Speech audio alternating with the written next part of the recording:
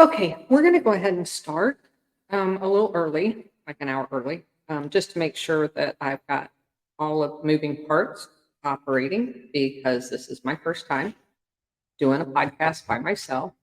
Although I've watched Brian do it quite a few times, kind of like staying at the Holiday Inn Express, I think. So I did a screenshot of someone that I have to share because it's hilarious. And I think that will be part of what we do is just call out stupid people because it's fun. Um, there, well, maybe I didn't screenshot it. There was a person on True Social that has all of the crosses, like I'm a Christian, um, and calling Donald Trump fat and a liar and a rapist and supposedly a Republican that's all in it for Ron DeSantis, which I don't care who you vote for, but it is kind of funny that you have all of these indications in your handle on True Social that you're a Christian, but love to pass judgment and, as the left says, body shame, which is a little ridiculous for a Christian. So, also, um, I wanted to comment on a picture. I don't know if we can see it on here that has all of the elements of green energy, the people working in the mines and strip mines. And this was posted by DC Drano that talks about the devastating risk of transitioning to green energy. Mining for electric powering minerals has left 23 million people exposed to toxic waste. That's right about the same amount that probably were exposed to COVID shots too, maybe more. Um, Says rivers polluted and 16 million acres of farmland ruined, all for green energy. That's on top of someone else posting an article from Zero Hedge that says there's world starvation going on, and India has banned a particular type of white rice from being exported. And it's almost like every day we hear of another country slaughtering livestock, all in the name of green energy. So there does seem to be something weird going on with the timing.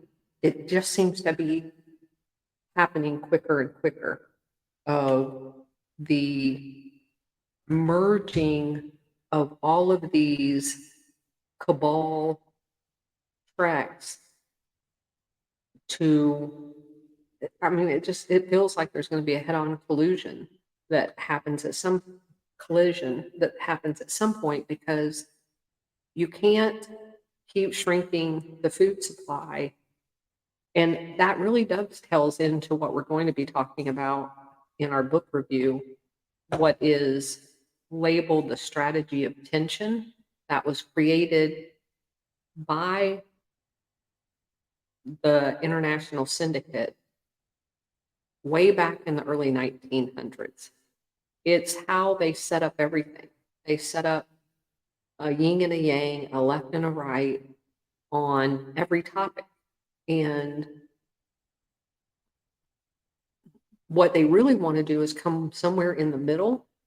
And by labeling things like the far left and the far right, in their definition, the far right's Nazis, but we went through this quite a few times. Obviously, Nazism, socialism, totalitarianism, communism, are all far left ideologies, whether you're talking about the control of the manufacturing and whether it's a cartel of industrialists pulling the strings or the government offices pulling the strings, you're really splitting hairs at that point. The bottom line is it's all controlled.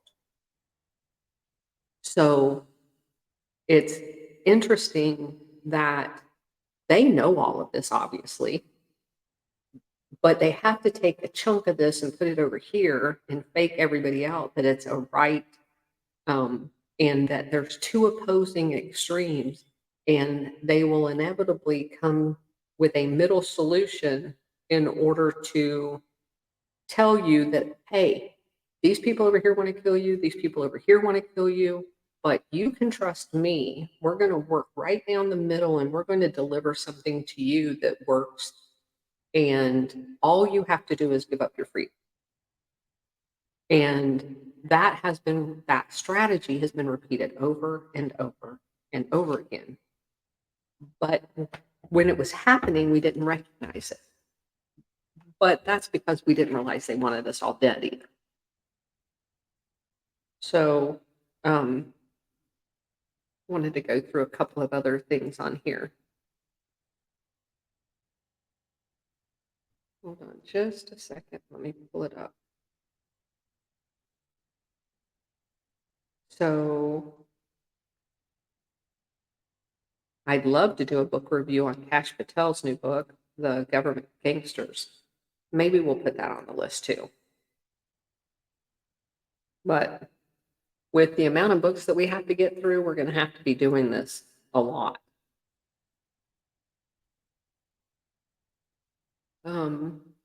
Let's see what else we got. Oh, I'd like to know what everybody's thoughts are, and maybe we'll ask this later, about Zelensky asking Marina Brovovich to be the ambassador for Ukraine and to help with the education system there. That's a win-win for everybody. And again, another one of those elements of speed picking up toward whatever end destination we're headed towards. And that's on top of what's happening at the border, because that's outrageous. And again, it just keeps, oh, and we want to give them ID cards? Excuse me? No, we don't. It just keeps intentionally picking up speed.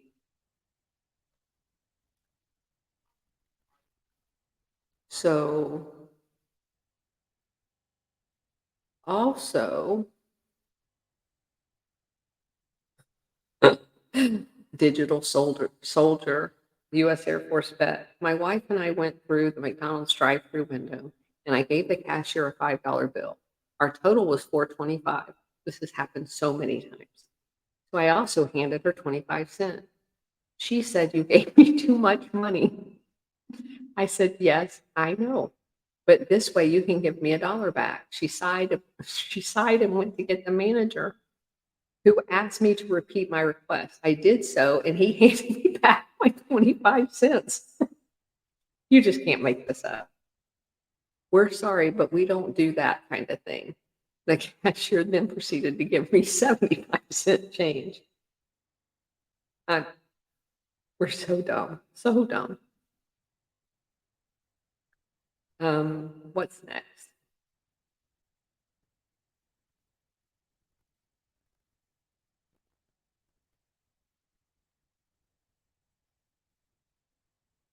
Oh, and we had a great conversation today about, well, we were on our trip this summer from Florida to Atlanta to the Outer Banks of North Carolina, all the way up to Maine, across under the Great Lakes up to Michigan. We went up to the Upper Peninsula and came back down and visited family in Indiana. Spent some time in Nashville and met Freda, and went to the Biltmore and back to the Outer Banks to pick up our Camaro and back home. My husband and I both love going into old houses and Um, let's see, it froze up a little bit. Just wanted to stop by and show some love. Thanks for your support. We have been dumbed down on purpose. You're right, awakened warrior. You're absolutely right. And I appreciate the love, by the way. Um, some reason, my browser froze up. Um, let's see if we can get that fixed. Can you still hear me? I want to make sure these are the kinks that I wanted to um, work out before we start the actual book review. Okay, you can hear me. So anyway, what I find fascinating is we like to go into the museums that have turned into mansions. And I don't like to cook myself, but I do find the kitchens fascinating. And when they try to replicate those areas as close to authentic as they can, one of the things that I noticed, and I kept telling my husband, there's an awful lot of copper in here. There's copper cups, there's copper plates, there's copper pans. And unless you actually do some digging, you can't find copper pans anywhere. So I got to looking and finding out that copper is like one of the healthiest things that you can cook in or cook with as far as the utensil pan goes. And that fascinated me. So I really need to go back and look at when we transitioned from copper and healthy pots. I'm going to bet it was probably about the time that all of the Alcoa and the aluminum mobsters got in bed with each other and decided there was too many of us, and they started producing copper plates. Um, excuse me, aluminum utensils, pots, and pans for us to use. And then, if that wasn't bad enough, they coat them with fluoride, Teflon. Teflon has fluoride in it. So we're going to get you the aluminum and the Teflon put together to make sure that all of your food becomes poison. So, yay. So that was one of the things that I noticed on looking through all of those mansions is the kitchens and what they cooked with and how industrious they all were. It was just amazing to me. Let me see if I switch over here to my browser. I also wanted to bring up one of the slides that we're going to use, which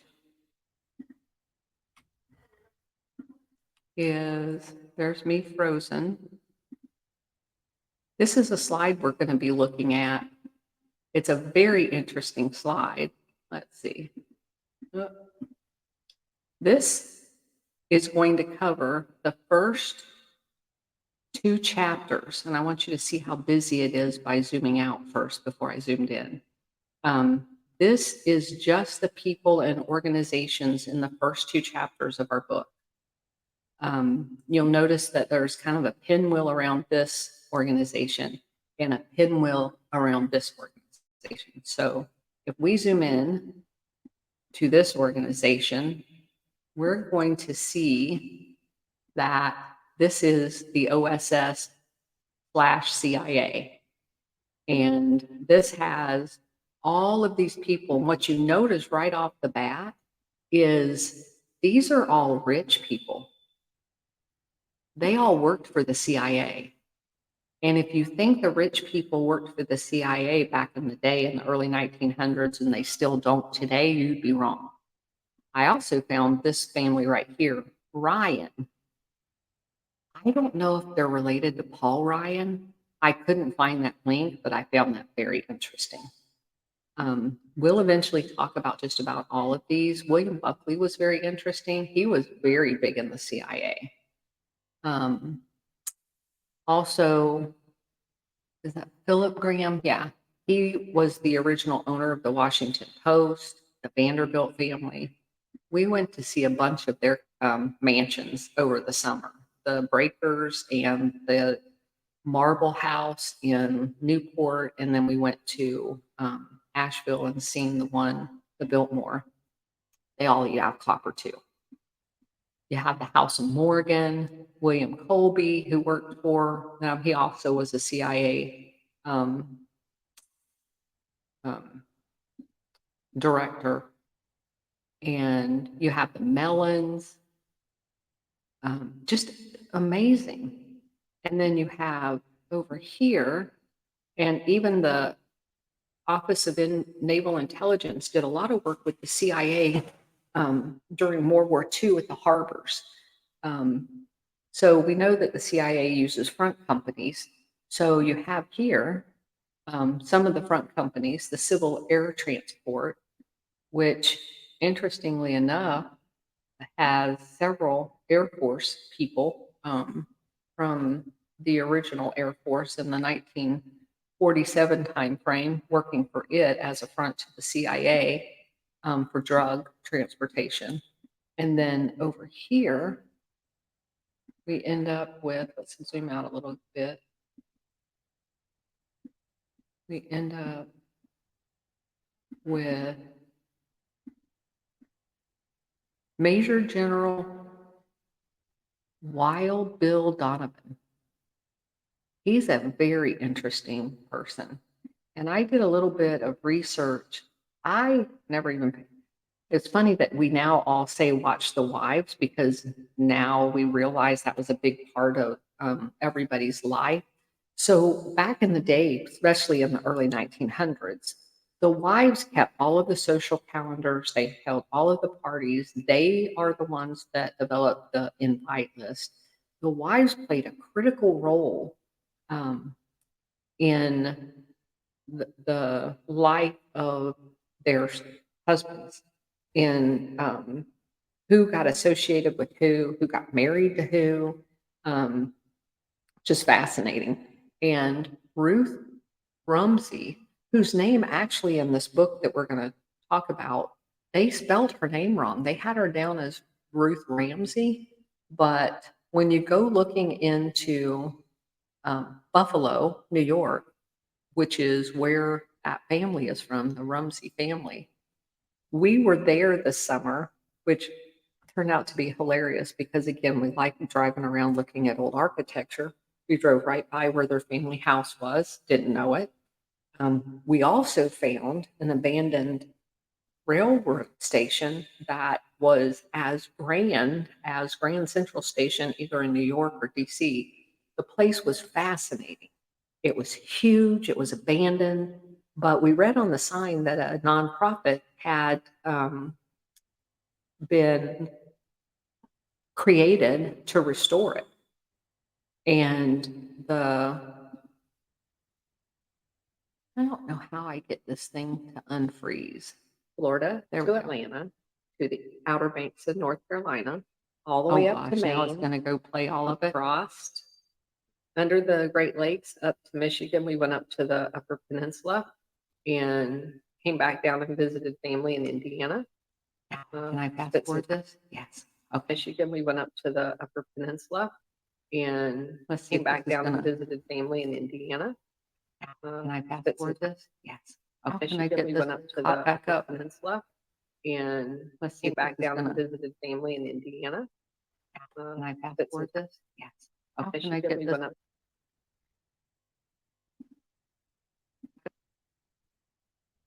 Oh no.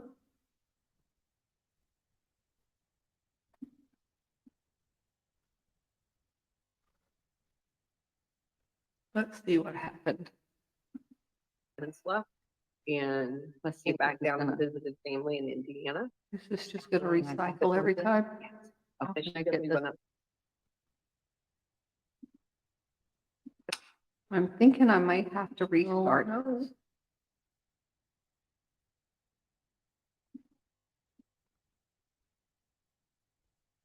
Let me go leave, go back over to live stream and stop my screen sharing. Is this just going to recycle every time? How can I get this? I'm thinking I might have to restart.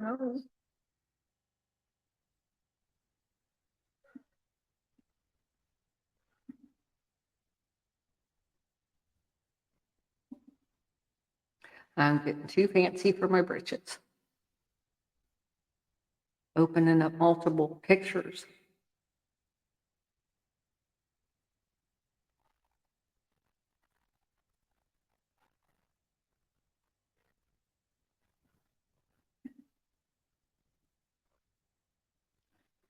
So now it's frozen with my screen open.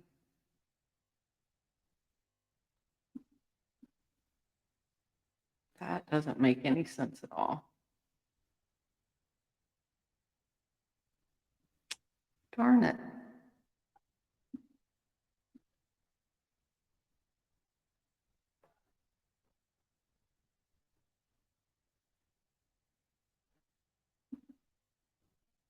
Let me go leave, go back over to live stream and stop my screen sharing. Is this just going to recycle? Oh, I think it's undone now. Yay!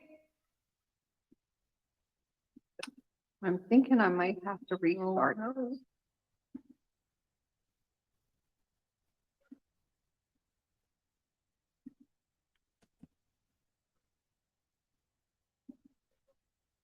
I'm getting too fancy for my britches. Opening up multiple pictures.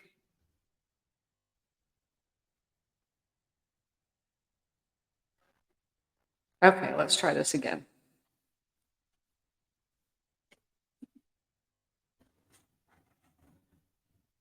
So now it's frozen with my screen open.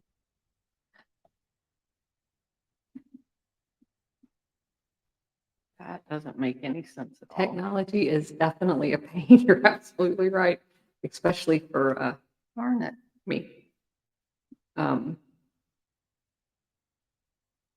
My daughter taught me just enough to be dangerous. Okay, so I don't even remember where I was at. Let me go leave. Go back over to. I did want to let everyone know that we redid my office here with all of this wonderful artwork on the wall. That I'm thinking obviously this is my shadow box with my life story in it. And I have several of the medals. I'm getting too fancy for my britches. Opening up multiple pictures. And I wanted to point out this one. Let me make sure I can tilt it the right way. Let's try this again. This picture that's right here is an amazing depiction of a guy that flew in Korea and Vietnam and was a multi-technology war, is definitely a pain. You're absolutely right. Ace, especially for darn it, me. And his name was Ralph Parr. My daughter taught me just enough to be dangerous. He was alive. So when I was stationed at Randolph Air Force Base from 2003 to 2005, I did want to, and this guy, let everyone know that we read in this picture right down here. This wonderful, this picture is about that. Is a depiction of a friend of mine who flew my life story missions in Desert Storm. His name's John Reed. His call sign is Beetle. He was a F-15 pilot. That picture was taken of him coming back from a mission that he flew. And it now hangs in UCOM's headquarters over in Europe. And I mean, it's a huge, big piece of art. But the artist that did the picture gave him little prints that he could hand out to friends and family. So of course, depiction I insisted I get of a guy that flew in. Not really. He brought it to me at work. Korea and I was stationed with him and his wife both at the Pentagon and at Randolph, and I absolutely love him to death. Ace, especially for me. So, and also a picture of an F-16 hangs here. That he was one of the was alive. It's not the plane I got a ride in, but when I did get my F-16 ride at that unit. So when I got the ride, the guys gave me this frame picture, and this was really cool. We've in this picture right down here. This wonderful. This picture is about that. So it's a depiction. Yeah, I think it is a friend of mine. Y'all are so dang good. Missions in Desert Storm. His name's John. So Reed, you're hearing the feedback too. Okay, let's see what we can do about that. That picture was taken of him coming back from a mission that he flew, and it now hangs in UCOM's headquarters over in Europe. And I mean, it's a huge, big piece of art. But the artist that did that's right picture gave him little prints that he could hand out to friends and family. So of course, these pictures, I insisted I get of a guy that flew in. Not really. He brought it to me at work. Korea. I was stationed with him and his wife both at the Pentagon and at Randolph, and I absolutely love him to death. Ace, especially for. All right, let me see. I gotta put my glasses on and figure out the buttons down here. Hangs here. That he was one of the was alive. It's not the plane I got a ride in, but when I did get my F-16 ride at that unit. So when I got the ride, the guys gave me this frame picture, and this was really.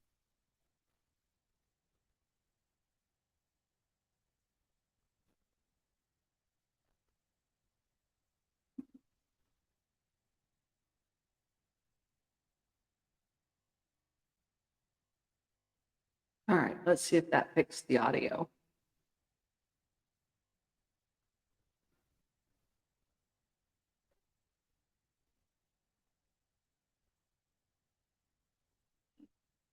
Okay. All right, let me know if that audio works out good. Where you're only hearing me one time. Did it turn back off again?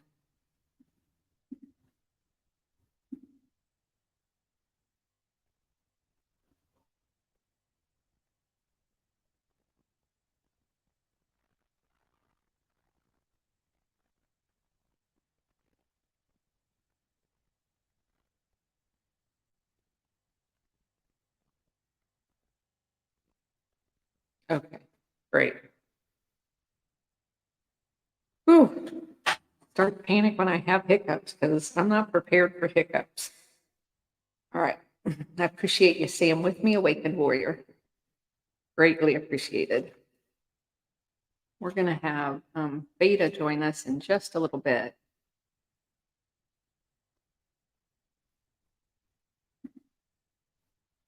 Let me see if I can check on her real quick and see if she's there yet. Oh, she is here. Hi. Are you there, Beta? Hey. Getting that I got to take my CIA thing off. CIA thing. You were so funny. I'm trying to avoid the deep state.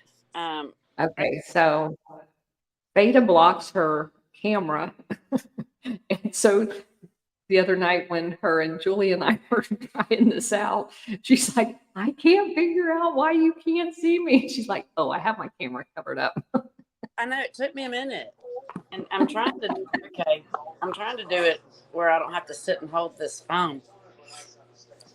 So maybe that'll work. Yeah. There you go. Hi. Hey.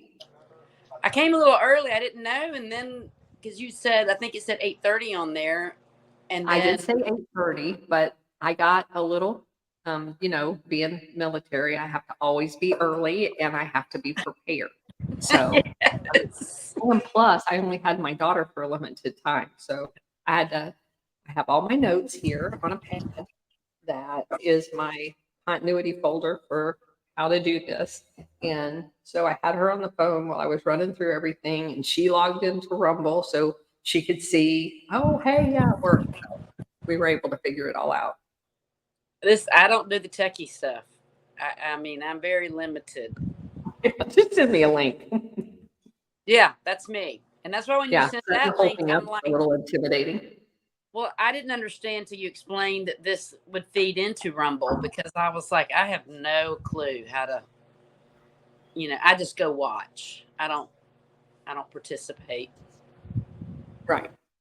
So I just watched Brian do it because that's all I did with him was I watched him do it, and then I'm really good at talking, so then I would just talk. Right. So I'm trying to get everything in its place for us to be able to get started. Um, so anything going on that we need to talk about? Anything anybody want to talk about? How about you, Awaken Warrior? What do you want to hear? Awaken Warriors here helping me with the comments. Nice.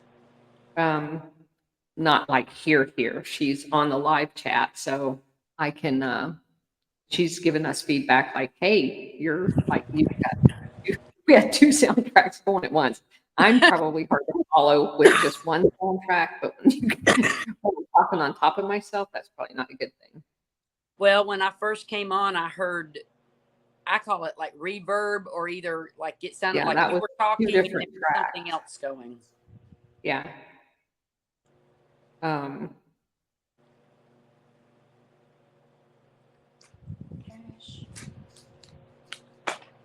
so anyway, what else is going on? Nothing. I'm just I was just noticing all that Marina Abramovich stuff coming up to the surface finally for all the regular people.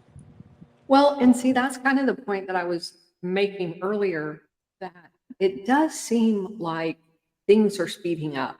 Yeah. So there's, excuse me, a Zero Hedge article out talking about um, the farmland is shrinking and people are starving, and India's cutting off rice to ship out because they don't have enough to eat. And then you have all of these climate change people telling us we got to kill all the animals. It just seems like every day we're overwhelmed, which kind of feeds into that whole tension strategy of how they get you to do things that you wouldn't normally do with these psyops of everything. By Awaken Warrior, thank you for being here. With the psyops of all of the things happening, there does seem to have been a picking up of speed, because every day it's not just like a drop here and then another couple of days and a drop there. It's like every day, multiple things. Like I was just reading here where it says Ukraine Storm Shadow Scout Missile Strike Russia Black Sea Fleet headquarters in Crimea. Um, you know, we're losing the war, but we're going to do something absolutely crazy to provoke Russia, because that's what the whole thing's about anyway. Yeah. Um, that kind of stuff is just crazy. I, And I think it has to be to get people to see it, unfortunately. I agree more. I I couldn't mean, agree. which begs the question, how dumb is most of the world, or how brainwashed, I guess, is Brainwash most is of the probably up country. there. Yeah. Yeah. Either that, and I think that there's people that are born like us. I am born contrary, and you better prove everything to me. And I'm also born very suspicious. It's like I don't just take what somebody says at face value. You better come up with some reasons and some, evidence.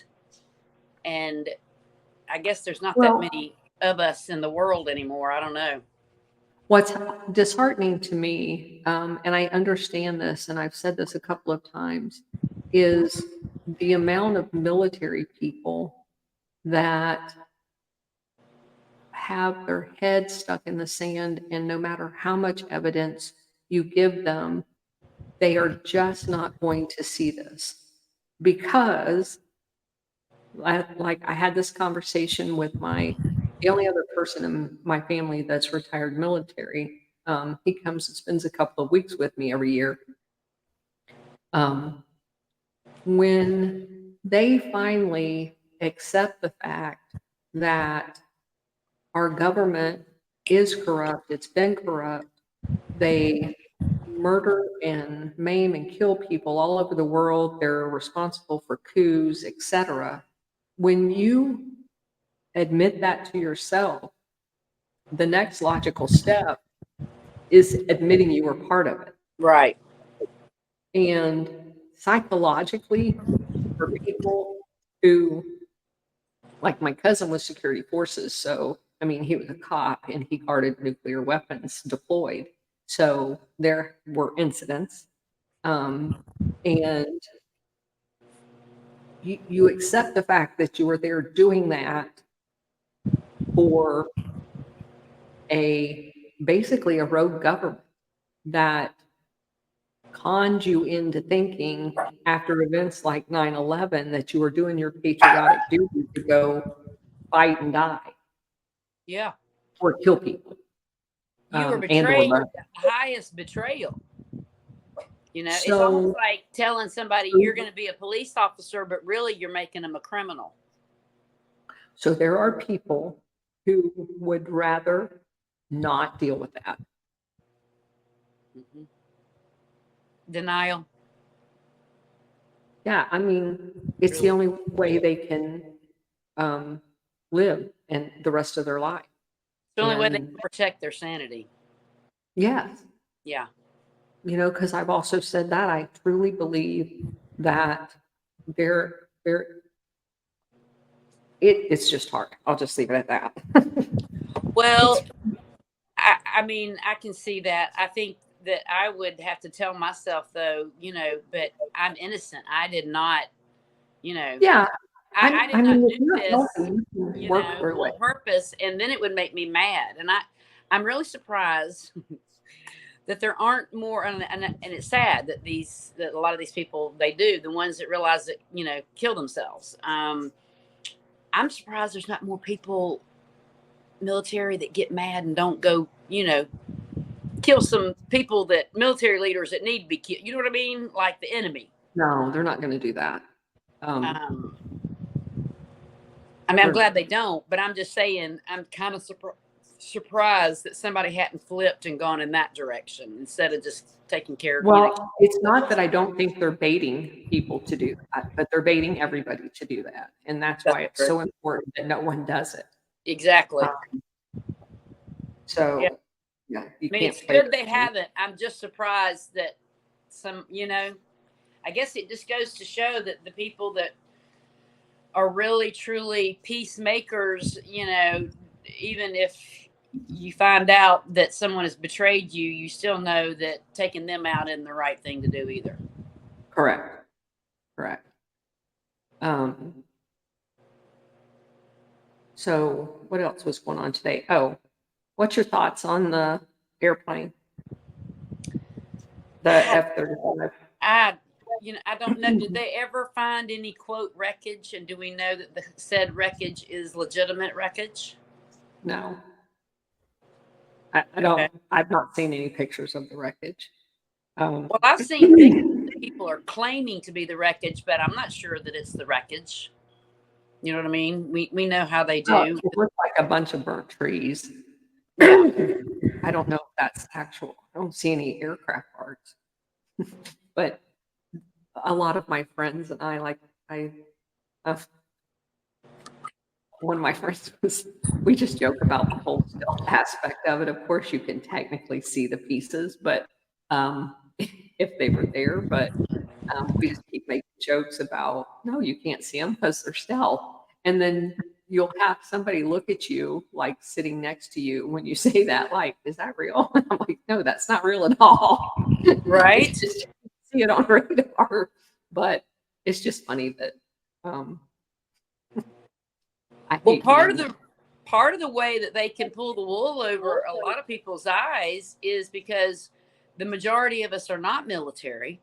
We don't Right. know what's so and what isn't. I mean, I know what I know because of my brother, and other relatives that are pilots and been in the military, but I still don't know, near like what you guys know. And the average person doesn't, and they're banking on that, you know. Right. Our Yeah, our no ignorance doubt. will cause us to just believe whatever they put in front of us, I guess is what I'm saying. Right. But what's interesting now that has changed everything is the internet. I Yeah. mean, it's changed literally everything because within 5 seconds, people had already told, you know, answered several questions, pointed out all of the questions that needed to be answered.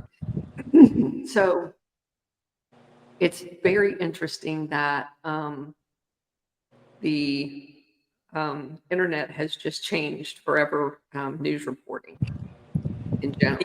The internet is what I feel like that possibly the military and Trump have been waiting on to finish off their plan, because they would not have been able to do what they have done without the internet. You think about it, because Yeah. they've tried it before with others and they get killed or shot down or whatever. And in this case, in order to get the people have the access to the internet and the phone, and like you said, and the cameras and all the information. And we've never been here before like this. So Right. it's harder for them to pull the wool over people's eyes. So I don't know if you follow Steer Wyatt on True Social. Yes.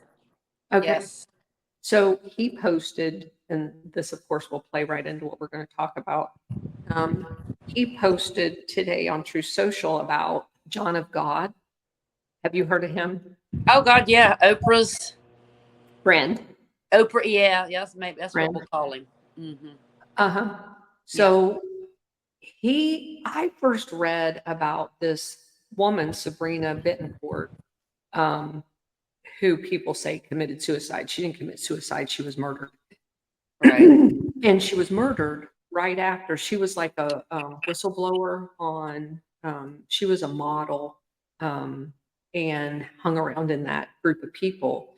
And as soon as she found out that he had set up a baby farm and was impregnating all of these younger Mm-hmm. people to have babies, and he was selling their babies, um, she was murdered, suicided.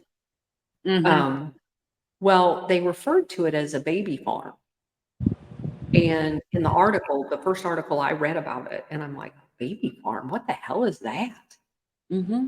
Well, it's exactly what it sounds like. So fast forward to when all of this stuff was breaking by clandestine, and all of these people about the Ukrainian biolabs, and then we find out that not only are they in Ukraine, they're in Georgia, they're in um, several countries in Africa, they're basically all over the world. Yeah. So um, if you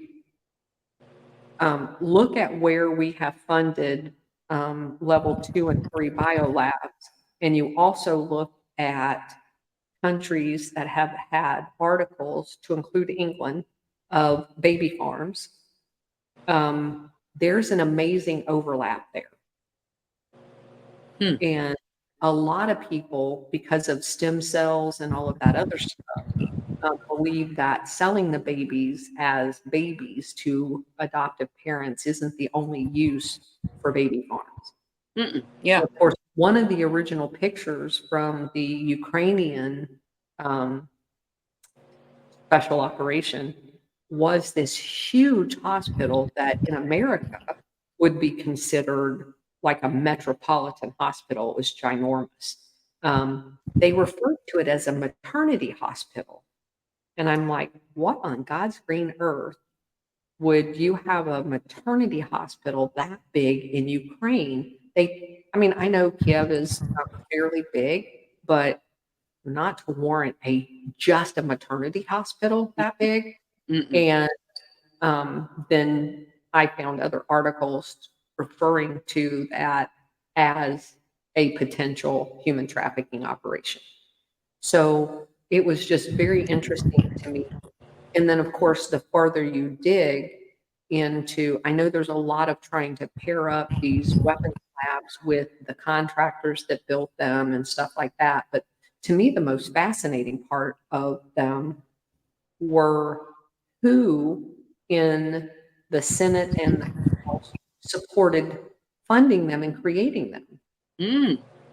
Because the one in Ukraine and the highest rated one, or cleared one for, I think it's a 3 or 4, and the one in Georgia, the country, Georgia, Country, yeah. actually carry Senator Richard Lugar's name on the building. Oh, And keep in mind, Senator Richard Lugar was a Republican from Indiana. pencil. So you know right away with stuff like that, Mhm. that the craziness of what's going on and what our government has been funding that we have no clue. And the other thing that cracked me up about the original verbiage of the weapons labs after the 91 fall of the Iron Curtain was that the Americans were going to step in to dispose of all of these horrible chemicals that the Soviets were going to use on us, right? Mm. And not only have they not disposed of any of them, they've created 3 or 4 times the amount in those same labs. Mm. And for what reason? 50 ways to kill the people. Yeah, your song. My So song, I got to finish that thing. so it was just go ahead. I remember seeing pictures of these baby farms you're talking about. Oh my gosh, 3 or 4 years ago, I guess, probably. I mean, I've been on this trail for a while, and Oprah and this John of God and these baby farms. Now, this was before we knew about the biolabs. At this time, it was just the child trafficking, the human trafficking, and like you said, where you've got, of course, Epstein was the same way. He was trying to impregnate. He was trying to get his own Yes, he was going to line create of his baby farm in New babies. Mexico. Yeah. But baby parts, it's just like with a car. You sell a car, you can only sell it. Oh, don't even say that, Veda. That's so I gross. know it's terrible, but parting it, they make more Yeah. money. Yeah, it's gross. And the whole thing is horrible. I don't know why God hadn't come back and just set the whole place on fire, but he's waiting on people to get saved. But I don't know. I've seen so much that I hate to say it. I don't know if I'm jaded or tough is the word. It's hard to be shocked anymore. It is. So I have to give a shout out to my girlfriend, Angie. She just posted in the comments. She found out today Brian Glenn from RSBN is dating Marjorie Taylor Greene. Oh yeah, Okay, well, I don't know who Brian Glenn is, but you good for didn't him. know that? No, I didn't know that. I don't keep up with people's dating life. I don't have that much time. Well, I don't either, but I remember when somebody was posting about that several weeks ago because I didn't know it either. I was like, he's that really?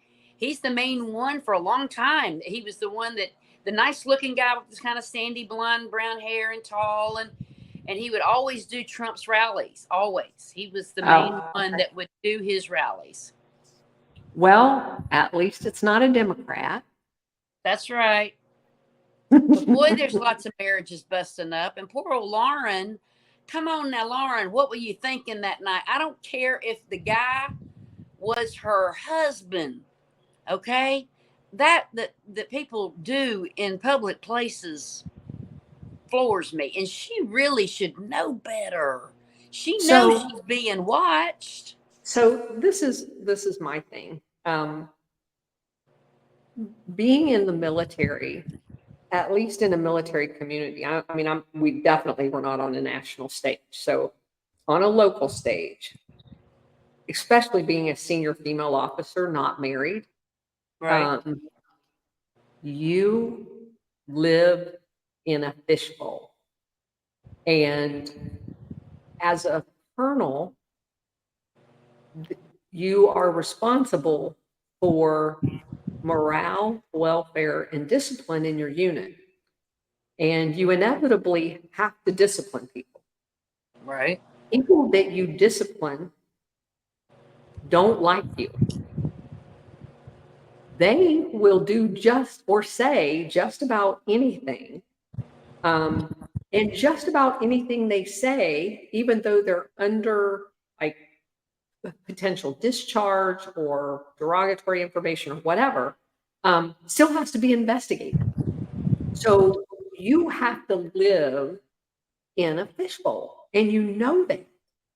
It's not like, hey, you go home and you have your husband, and everywhere you go, your husband's with you, so you're basically above reproach. Let me tell you, even if a guy came into town and took me to dinner, the next day, everybody in my unit knew. Wow. Everybody. So, oh, where were you at last night, Colonel Towner?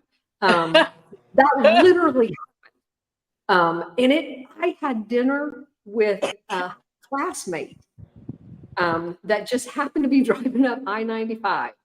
So it's just crazy. So this is my little fishbowl. She lives in a giant aquarium. And she knows So she does. she knows that. She knows she. So I don't care how drunk you get, you can't be stupid, because literally, and I'm not saying this in a bad way because I love her to death, she goes around with a pin poking people in the eyeball. Right. And God bless her for doing that, because they need to be blinded. And then you can't be at all surprised when you're being followed and somebody has a night vision camera on you. Because you're dumb enough to date a Democrat. Come on, I'm sorry. That just Well, that's you why this whole thing, I'm thinking, it's kind of like with people when they do so good. You know what I mean? Like you're just like, man, you guys are just, you're don't give doing them an good. And Achilles then all of heel. a sudden they do something like that. And you're like, you are so smart. You really are a smart person. But this thing right here was just, I mean, you couldn't have been more out to lunch that day, and I mean, you can't let up. This is a battle. And these people are, even if she was tricked into that, first off, she could have at least stopped him. You know what I mean? And said, hey, this is not appropriate. We're in public. And if it's Right. one date and he's doing this on one date. Well, and besides that, and I'm going to be really catty here for just a second, because I can. Democrat men are like Democrat women, and that's Mhm. all I'm going to say. That's exactly right. Yeah. So we'll leave that right there. Yeah. Yeah. Yeah. And so once again, should have known better. I don't know. To me, it was just like, of all the things or of all the people that you could have gone out with, and the places you could have gone, I mean, you can't get sloppy. You just can't get sloppy right now. This is all too important. Your character is on the line. And even though we live in a sinful world, and I'll be honest with you, as gross as that was, because I'm not a PDA person. Okay, I don't like to see it in public. I don't think any of this crap should be in public. But at least she's a woman with a dude, as far as we know, and she's an adult, and she's not dressed up like a man. Trying, you know what I mean? Like I'm We've trying to lowered our rationalize standards. it. We've lowered our standards quite a bit. Exactly, the standards are so low, but still, in and of itself, as a conservative woman, okay, I just don't want to see that anywhere. Period. I don't care who's doing it. Oh, And she ought to dang. know better. So Judd Morrison, Zulu -6, who's one of my favorites on True Social, just I love posted. I love I him. know he just said, to my comment about the DC Drano's post on Marina Bravovich, he says, "Here's something else to reinforce that. You heard about her latest art show? Question mark. You have to squeeze between two live naked people, a man and a woman, to gain entry to the exhibit." I Okay, well, saw that. my ass ain't going there.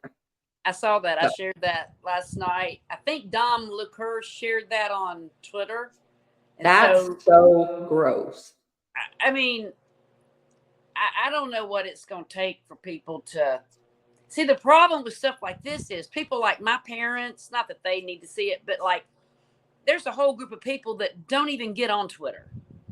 You know, that's the other thing True. is like we think we're getting somewhere, but there's a whole bunch of people that don't do Twitter. And so they don't see this, you know? Oh, so also, what do you think about the Dallas mayor um, deciding to be a Republican? I saw that. How I about wonder that? why that wonder what happened with that. All the illegals maybe coming in his town. I'm I'm jaw dropped by that, actually. Um, I, it's definitely people are waking up, and then it cracks me up every time somebody goes, "Oh, nothing's happening." I There's know. a lot of stuff happening. You have to want to see it. Well, you want to see it, but I think sometimes since we have so much information that this information that's coming out, everybody is not, they're missing the point that it's coming out. We found out about it through Rumble, through BitChute. Twitter wouldn't let us share Marina Abramovich a year or two ago. Facebook certainly wouldn't. Yeah. We were having to share it through Telegram and different places. And so that's why I'm like, you're crazy because this stuff would have never been out there for the mainstream people to see. 4 years ago, Yeah. 3 and 4 years ago, this stuff, we were having to hunt it down. It wasn't Right. out there. And the thing is, if you go through Twitter, it's like hundreds of patriots are sharing all the same stuff, you know? So it's good because they're saturating the stream. But I think that in and of itself is huge. And I think people are missing that because we're so knowledgeable, you know? This isn't new to us, but it's new to a lot of people. And those are the ones we're trying to reach. Yes, exactly. So, um, yeah, it's just it's crazy, crazy, crazy, crazy. Um, I want to know when it's Carrie Lake's fight. I thought she only had like, what was it, 6 months afterwards? I mean, bottom line, she's not going to be governor this year. I mean, this crazy woman gets to stay in there. well, I don't know that she still has an existing lawsuit Right. um, that she was just providing an update to. So that's not over yet. God love her. By the time she gets through fighting, it's going to be time to re up. She still needs to do So it, but I'm just like, dang, you know, our court system. I swear, I don't know. I guess Trump and this plan is the only answer because my thought is, why can't we go in there and take the keys to everything, all their offices in each I know, right? state, and go, you're locked out. Every one of you, you're fired. Get the hell out. We are going to bring people into the interim, and then just like if it was any other corrupt company, they would go in and they would tell all the corrupt, they would arrest all the corrupt people, and they would run the business or sell it or whatever they're going to do. I Yeah, just, we'll see. I don't know what the process is going to be, but I'm going to enjoy it when it starts happening. me too. I'm just tired of feeling like a hostage in my own country. I know. I agree with that part. So also wanted to mention this. I read earlier, Wall Street Apes, who I absolutely love. I love Ken him. Griffin literally robbed us of hundreds of billions of dollars, over 300 billion he funneled into shell accounts in the Cayman Islands we've uncovered.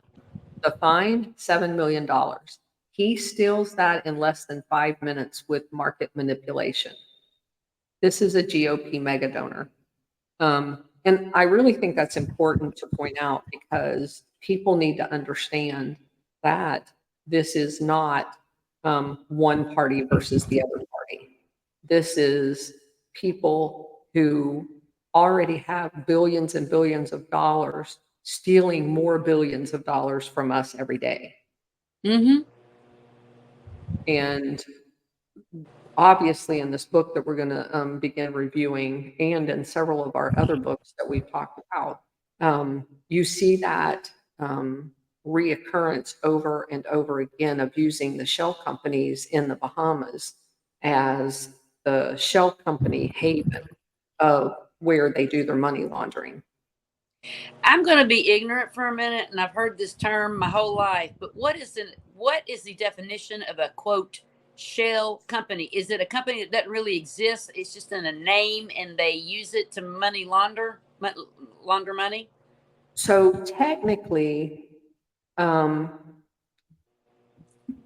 the company literally exists, it legally exists, but it only exists on the like a facade. It's like the mailing address. It's a Right. brick and stone building that has like a mailing address. There's people in many cases that actually work inside.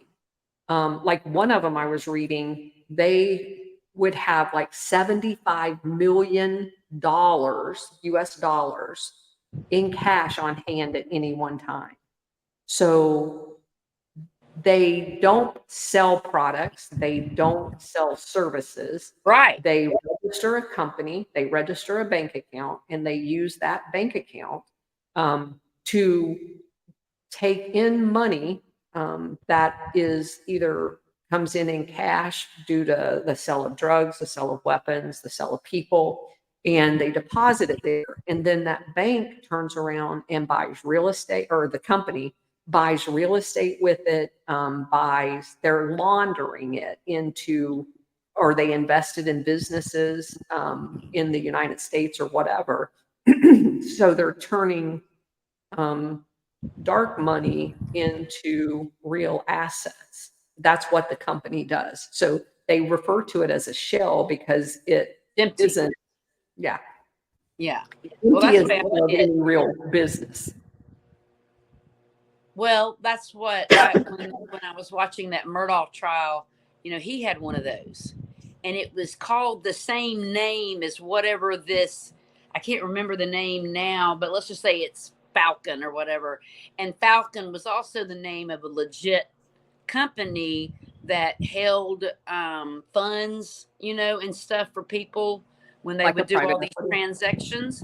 And he had his was the same name except for it didn't have like Inc. or Ltd after whatever, but it was the exact same name so that it didn't look when people, were just his people in his office were passing their, depositing their checks or whatever, they would think it was going to that real one, but it was really going to his fake one. Yes. So that's kind of a trick that a lot of them do. For example, they actually believe that what is it? Oh, BLM, like Bureau of Land Management. They will Right. use the same names. So when you search on stuff, you don't find what you're looking for. And they do that a lot. As a matter of fact, we're going to find out about that in this book as well, where they hide companies within companies. So that was one of the things that we learned in the last two sections of the book we just finished, which The Third Way. The author actually believes, I'll just give you a little cheat, because it's all going to be released on Sunday anyway for free. But the author believes that the CERN in Switzerland, that is like the collider, the Big Bang garbage, is a company within a company. They have spent over $6 billion playing around, coming up with gray matter that may or may not have existed right after the quote unquote Big Bang. So $6 billion with no listing of who the contractors are, no total list of who all the scientists participating in it is. And the only thing that governments normally spend $6 billion, and ironically enough, Germany is the main funder of it. But generally, the only thing they spend that much money on is military projects. So also, there's these things called strangelets, literally spelled strange and then LET. So strangelets are, we are told initially by the people at CERN, cannot be produced by the function the collider's currently doing. Yet, they just bought 2 different cameras that were hundreds of millions of dollars. One of them weighs like 20,000 pounds. A camera? Yes, because it has to take, like, I won't get the number right, but literally like 1,000,000 pictures a second to capture these things colliding and hitting each other. Oh my God. So they they bought, this is the logic. They bought a camera to take pictures of the thing they promise can't happen. To prove that it can't happen. 2 of them. Oh my gosh. So, because if it can happen, it's really bad. So, But we've been living in the world with these, whatever this is that they're trying to get pictures also, of now for all this time. yeah, also, we learned that the magnets used to create the speed of these things moving through air are so strong that some believe when one of them malfunctioned, that an airplane, because it far exceeds the gravitational pull of the Earth, that when it malfunctioned, that it caused an airplane crash that was about 100 miles away. Wow. So, in what every time I read about this, every time I read about any of this stuff, whether it's the directed energy weapons or the fact that the United States has launched nuclear bombs into the Van Allen belts, trying to cut an opening for us to get to the moon because we didn't need it before, but some reason now we do. When I hear about them detonating nuclear weapons in outer space, and obviously there's radiation fallout from that, I read about them basically having magnets so strong that it can change the gravitational pull of the Earth, and then they turn around and talk about cow farts are causing climate change. I'm sorry, I just lose my shit every time I hear that.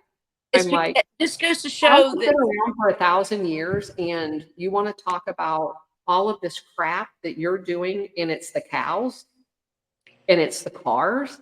Are you kidding me? well, and see, that's just the whole thing. Logic, there's nothing logical about them. That's how you know that this is a satanic war, because Satan is full of chaos and confusion and insanity. So anytime any of that stuff is going on, it's coming from Satan. you know, and so it's these people that are being used by Satan, they totally believe all of this. They believe it. That's the sad thing. You know, I'm like, you're really stupid and you believe the stupid. You know, I mean, it's just stupid on stupid. And when you look at everything that Satan does, you know, and it's like you said it, these people are stupid. I mean, I I'm just looking don't. at my I'm looking at my microphone because Julie just said that there's an echo. I'm not Okay. sure how I fix that. My soundboard technician took the night off. Do you have a reverb um, Um, dial or thing? I have this tiny little soundboard that we bought. Oh, yes, I do, right there. So, Yeah, mess with your reverb because that's what okay, it how's that? Is sounds that like. better? Talk Julie, some. is that better for you? Let me know in the comments. I turned it down, so hopefully that's better. All right. I posted a screenshot in True Social. Okay. Oh, she said it still echoes. This next little. I'm gonna go use the bathroom real fast, All and I'll be right. back before we start this. Okay. That's as low as the reverb will go. So hopefully that's tolerable and doesn't give anybody a headache. And I'm going to go ahead. We've just got a couple of minutes. So you go ahead and do your thing. And because I'm going to talk about the talking point points that you and me and Miss Julie went over last time. So just let me know when you get back. Okay. So we're going to go ahead and start. I appreciate everybody that showed up early, helping me get all of my system checked out. I'm going to have to occasionally put on my old lady glasses, so you'll have to excuse that. But the first thing I wanted to go over is a couple of talking points. We've never done this. Y'all that have been with me for a while know that I love reading and doing book reviews. So we decided to try to do it in a podcast where we could have some interaction with everybody. So this is going to be the first one that we're doing. And so wanted to go over kind of just some ground rules, if you will, because we all recognize that what we're doing is hard for people who've been lied to their whole life, finally learning the truth. Posted the instructions on a post. Oh, I don't have that kind of a board, Julie. Sorry. As far as this is kind of a weird soundboard, but anyway, we'll There's work through no it. echo on my end, just so There's you know. none. Okay. Mm-mm. All right. So anyway, back to our thing. Understanding that what we discover in some of these books, depending on what religion you are, or what um, uh, what your belief system is, what your social opinions are. Um, Sometimes some of this is very difficult to handle. We were just talking earlier about learning, about the government that I worked for my whole life. Being basically evil. It is hard, and all of us process those things differently. It's basically a grief cycle. You go through all of you can't believe it. You're going to try to deny it even happened. Then you get angry. And eventually you come to terms with it. So, um, what we talk about in these books, obviously, you just take with a grain of salt. I would ask you initially, it's very easy to try to reject anything that you don't want to hear or that you don't like. What I had to learn to do when I was on active duty and um, doing a lot of the initial exploring, reading, and research that I've done, a lot of it didn't fit with my own paradigms. And what I tried to do is instead of reading less, is to read more and to read all different kinds of opinions and facts, or facts that people think are facts that may be opinions, until until I knew enough to form my own opinion. So, when you talk about one of my master's degrees in strategic studies, and basically that's a study of the entire world, both geopolitical, military, um, and you can't leave out people's religion when you're doing that study. So, re- religions always play a role, and what we can't do is allow our religions, if they have in the past been involved in doing things that aren't right, we can't give them a pass. They have to be held accountable too, regardless of which one it is. Um, so also, just to set the stage for the book, I want to say a couple of things. We learned in Anthony Sutton's books, and if you haven't read those book reviews, they're on True Social under the International Syndicate page. I'd highly encourage you to buy the books or look at the book reviews. But the bottom line, if I could say it in a sentence, is that the term that I use is international syndicate. The reason why I use that term is because what I kept finding when you would find something out, um, people would always want to argue about the name. Is it actual socialism, or is it totalitarianism, or is it communism? And they get so mired in the details of the ism that you miss the entire boat of what was going on about it. And that was the same thing with the religion things. If you mention the word Jewish, then immediately you got into this argument about, oh, well, those are bad Jews, and there's good Jews, and there's blood Jews. I, that to me, in most of the cases, um, diminished the actual point that was being made.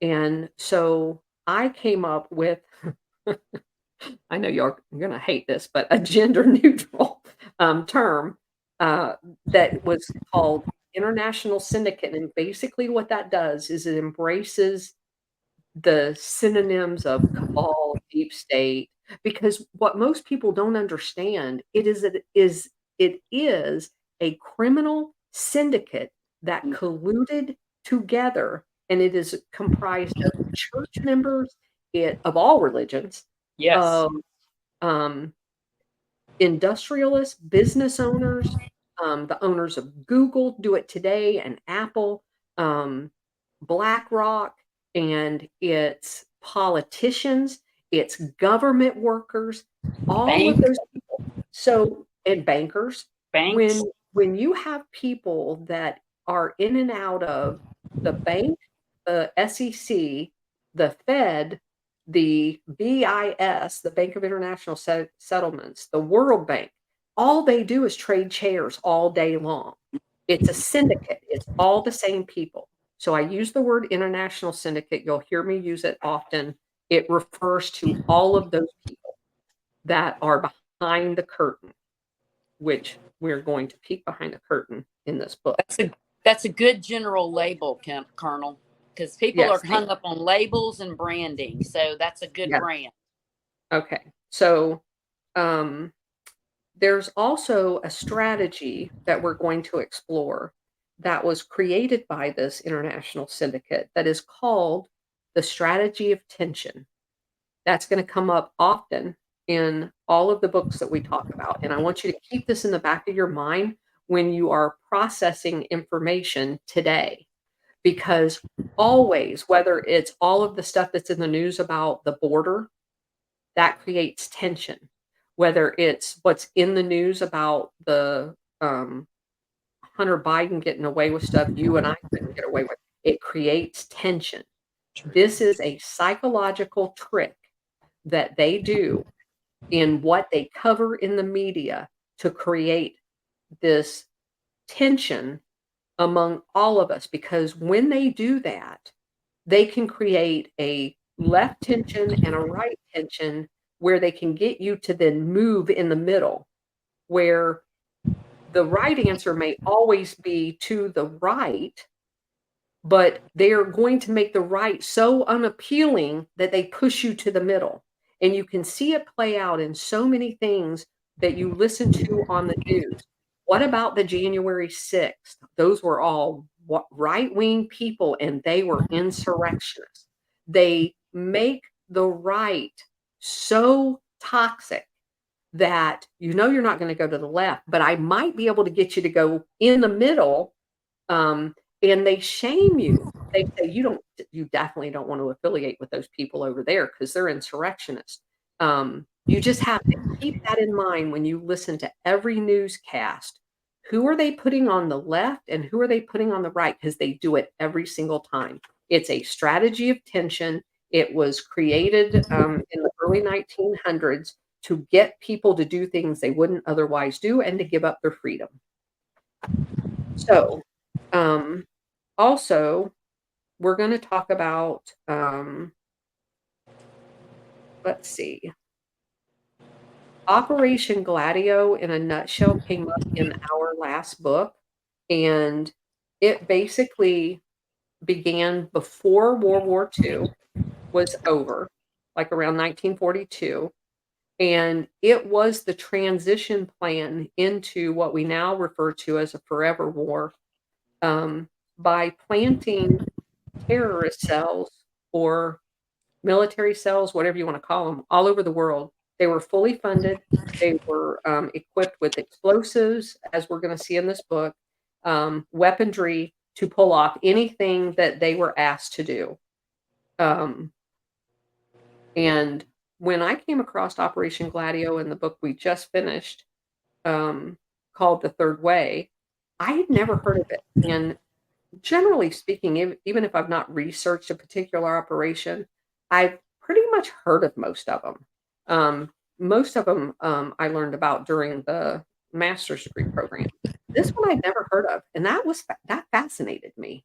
And I want to say up front that this book um, leaves out, they focus, and not that it's not a good place to focus, but they focus primarily on UK and, the CIA's role in these terror cells, but I want everybody to know up front that, um, the whole idea of Operation Gladio was German. It was developed prior to the end of World War II. It was completely set up before the end of World War II. These cells were used to smuggle Nazis out of Germany and into foreign countries all over the world, primarily through Spain, Argentina, and Egypt, but many others. And of course, we took a whole crapload of them into the United States in its own operation. But Operation Gladio was originally called, the people in it were originally called werewolves. And you're like, "Well, that's weird." It is weird. But the reason why is because of a guy by the name of Wolfe, Wolfe.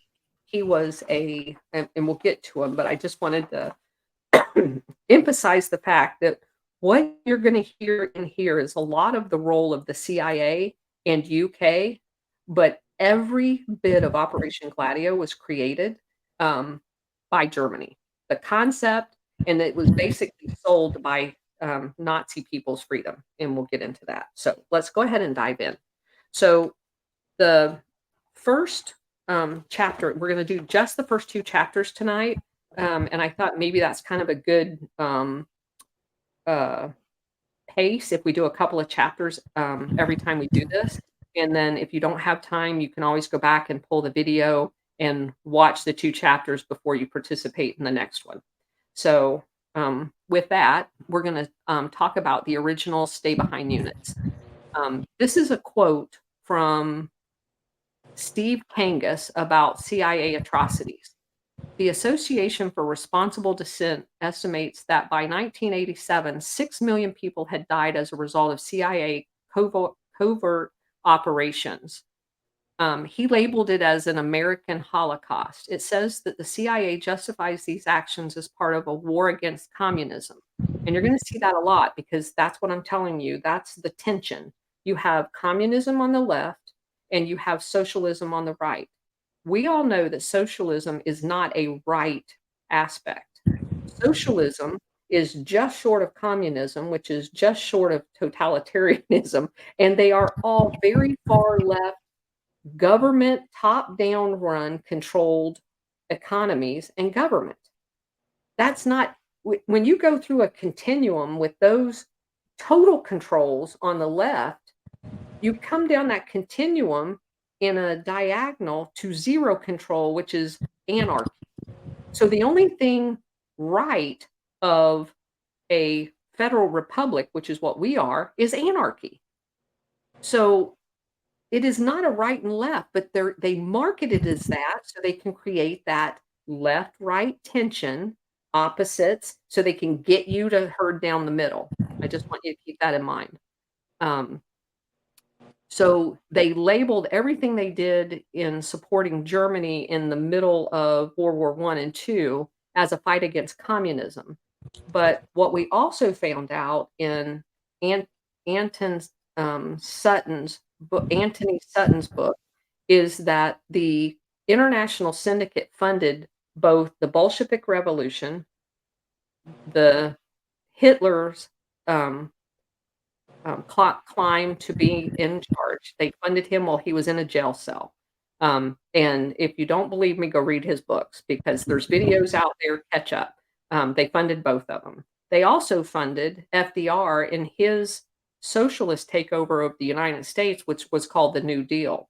And if you're not aware, there's a National Recovery Act that was passed prior to the New Deal that was found unconstitutional because it was implementing socialism in the United States. So FDR is a socialist. He had always been a socialist. Socialism ran in his family from the 1850s with his uncle. So he wrote papers about how we need to be a socialist country. Definitely in the family. So this Steve Kangas goes on to say that the only threats, not only threats to American business and interests abroad, but also liberals or even moderate social reforms, political instabilities, the unwillingness of a leader to carry out Washington dictates, basically all end up with the leader being dead.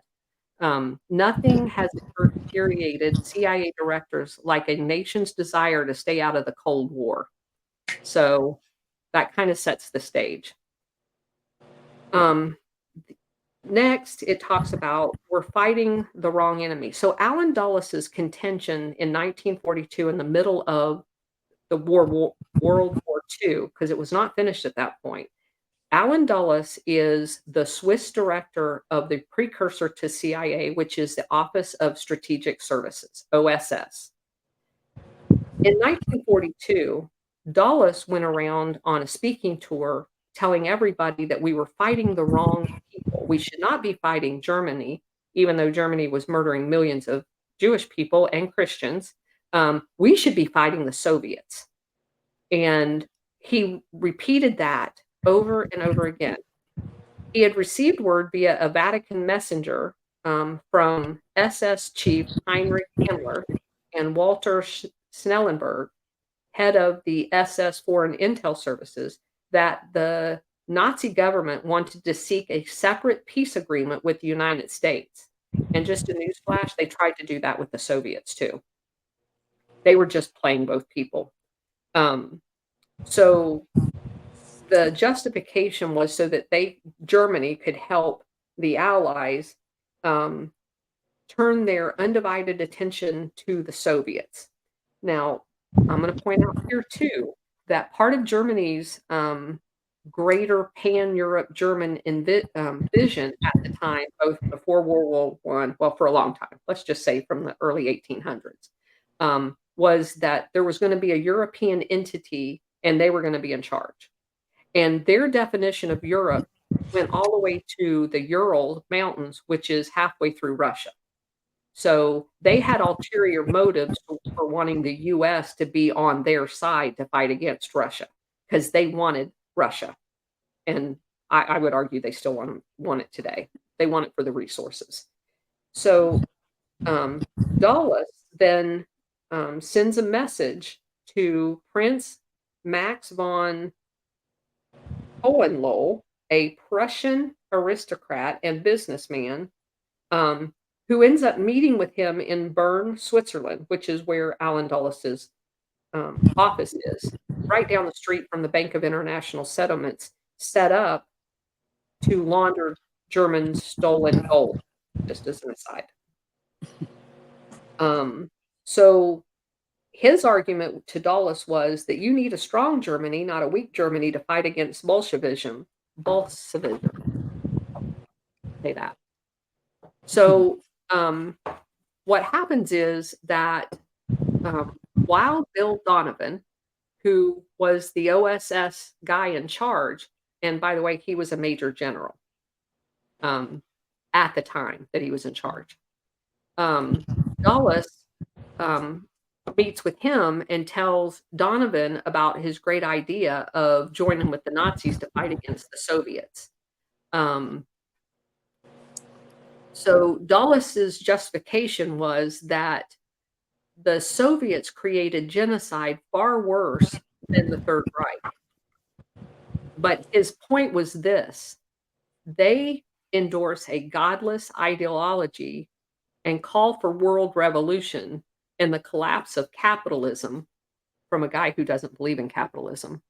And he believed that because Hitler, having been raised Catholic and embraced the Catholic Church, and the majority of the officers in the SS embracing the Catholic Church, that was a far better option to partner with than the Soviets. That's just his opinion. So his justification was basically the Nazis are Christian. I've never met a Christian Nazi, but we'll take his word for it.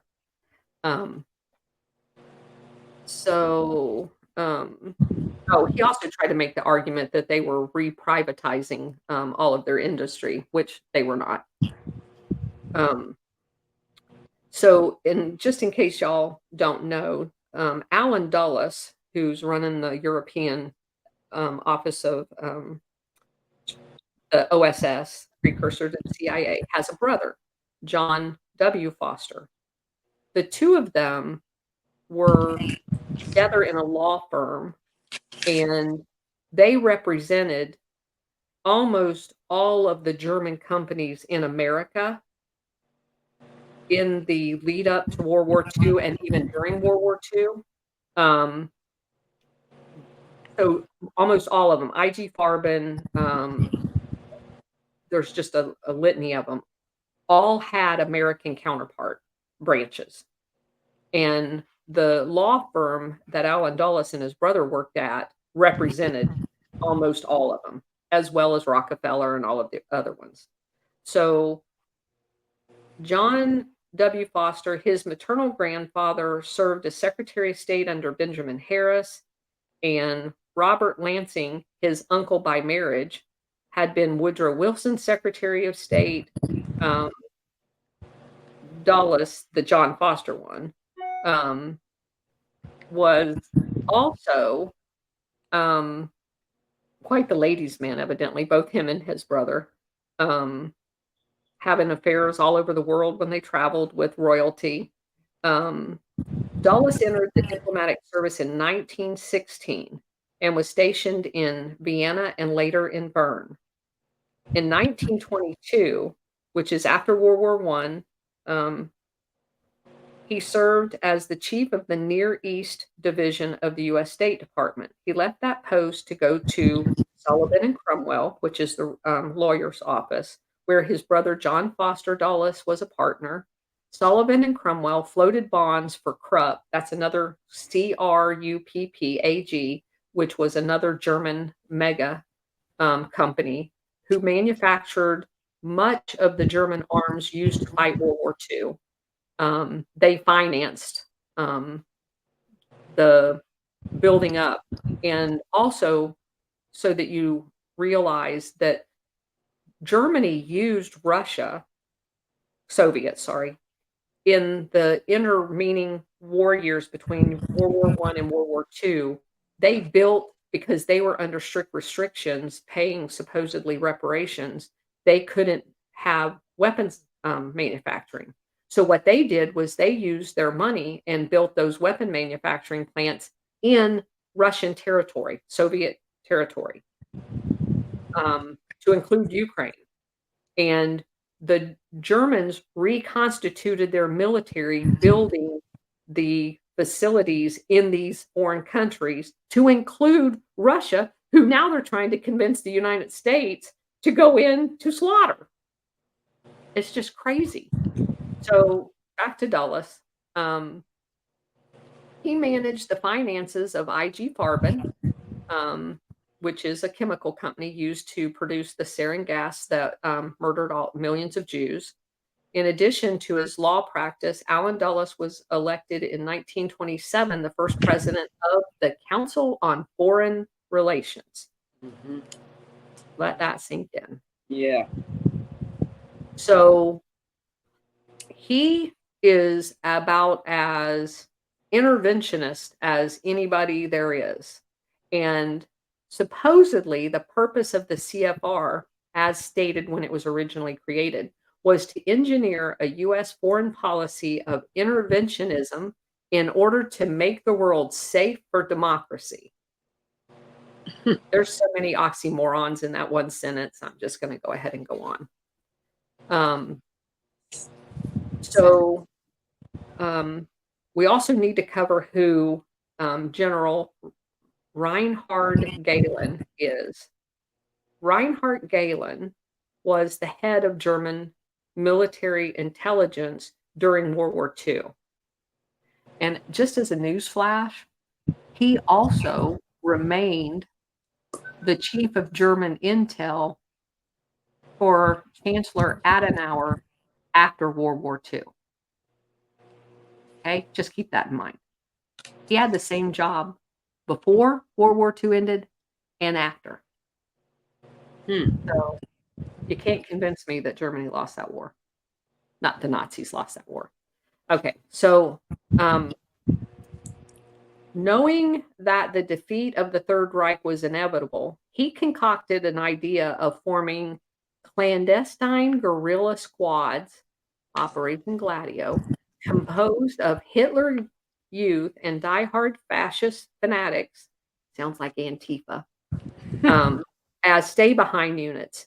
These units, Gehlen informed Dulles, would serve to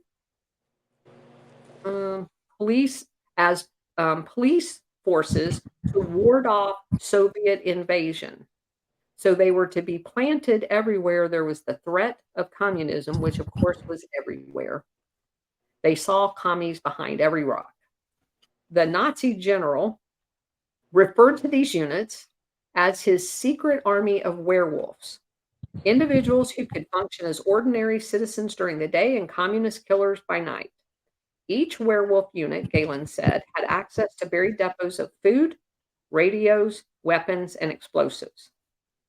Now, what happens next is Dulles, as they are transitioning to, I'm saying this literally is just a change of tactics. The Hitler, Germans, Nazis never lost. They transitioned before the end of the official war, which the general surrendered. None of the political figures in Germany ever surrendered. They sent their token generals to sign the surrender.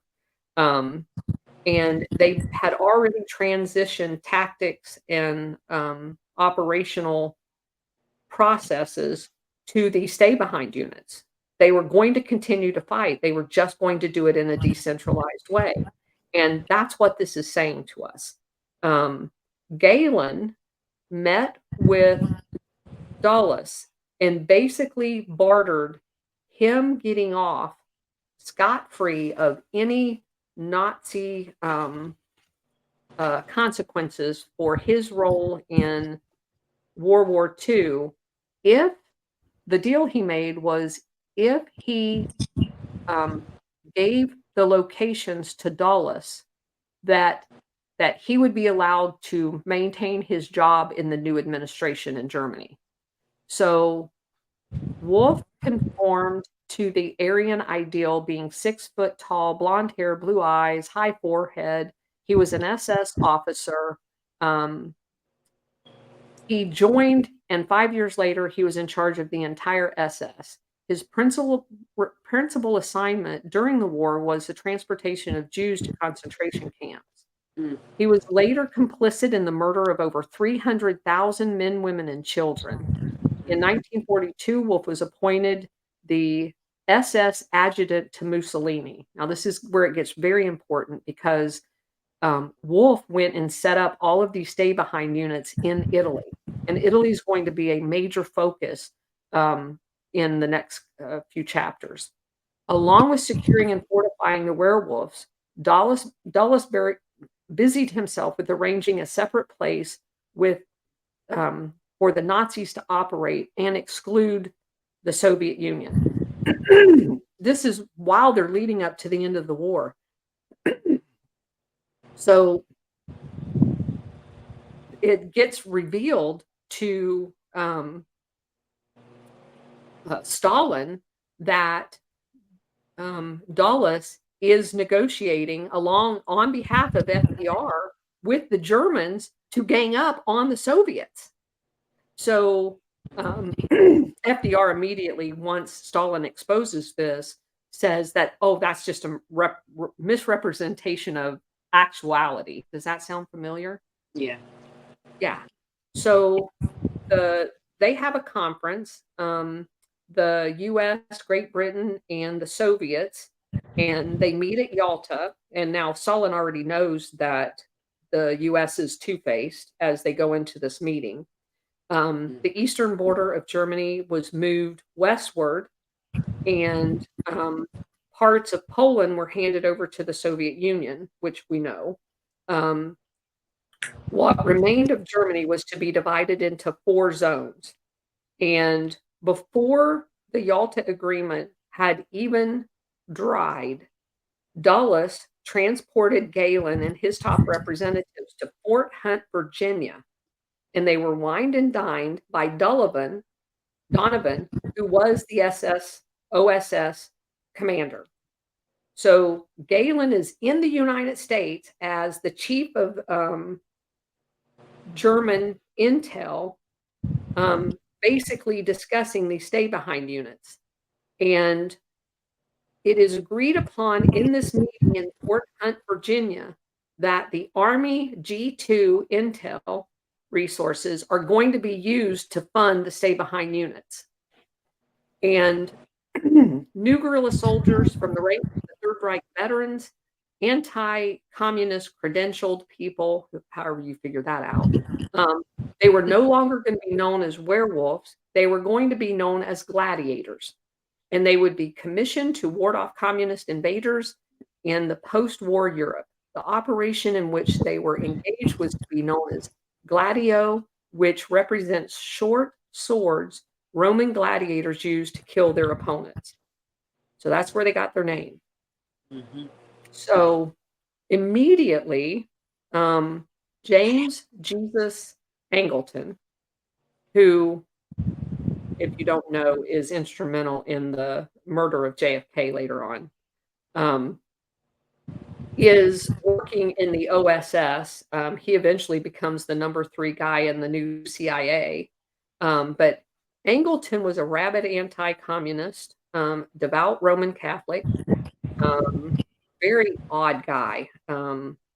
He wore like black robes, drank bourbon for breakfast, went to Yale, just a really odd guy. So he's very good friends with Ezra Pound, E.E. Cummings, T.S. Eliot. He knows how to speak German, Italian, and like 3 other different languages. And his specialty area in the OSS is secret counterintelligence, which is the Gladio units. And so Angleton's father, interestingly enough, also served in the OSS. His first name was Hugh Angleton. He was the president of the American Chamber of Commerce in Italy. Italy features very much in the initial creation of the Gladio units. So he also um, owned National Cash Register Company in Italy. So his major headquarters was in Milan. For he owned the franchise of National Cash Register in Italy, which is crazy, and was very staunchly supportive of Mussolini, which is kind of weird because Mussolini really wanted to take most of the businesses and nationalize them. So it's just odd that all of these business owners are so controlled.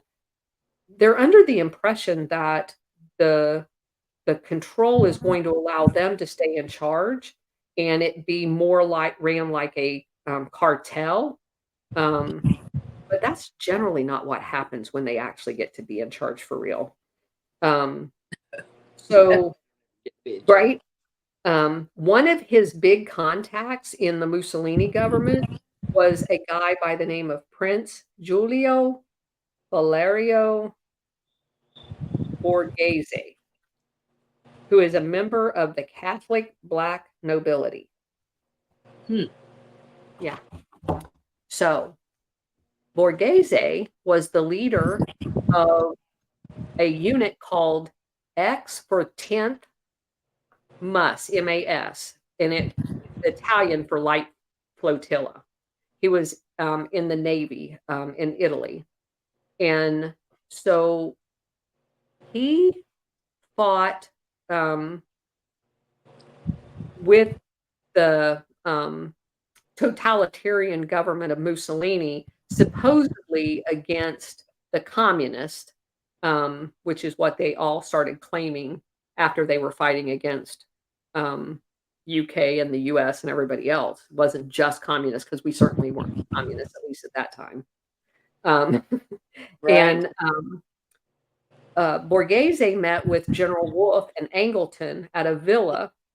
And most of the operation that was conducted in Italy was done on the island of Sardinia, which is very interesting because if you do any research on Sardinia, there's a lot of really odd things that happen there.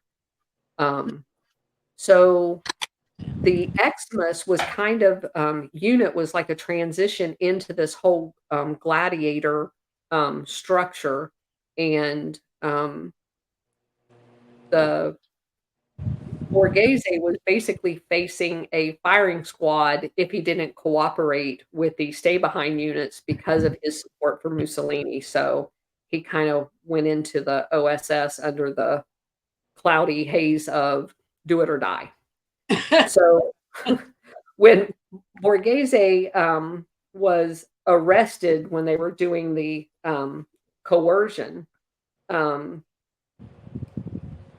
it was Angleton who secured his release into U.S. Army custody.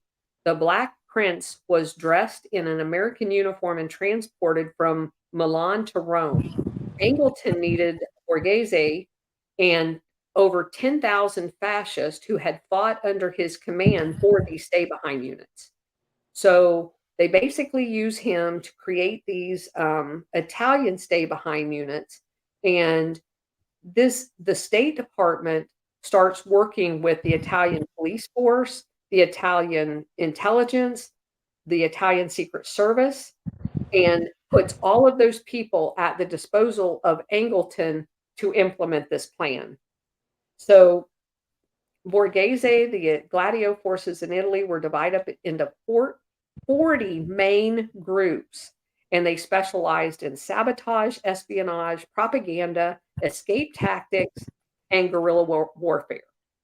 The training camps, as I stated, was in Sardinia. The camp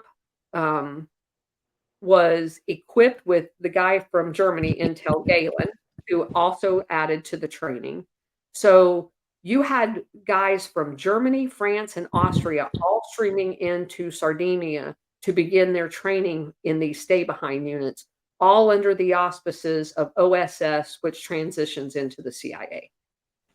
So at the end of chapter 1, they discuss the funding. Gladio was a covert operation and had not been initiated by an act of Congress or a mandate from the Pentagon. $200 million in original funding came from what Rockefeller and Mellon foundations. Just let that sink in.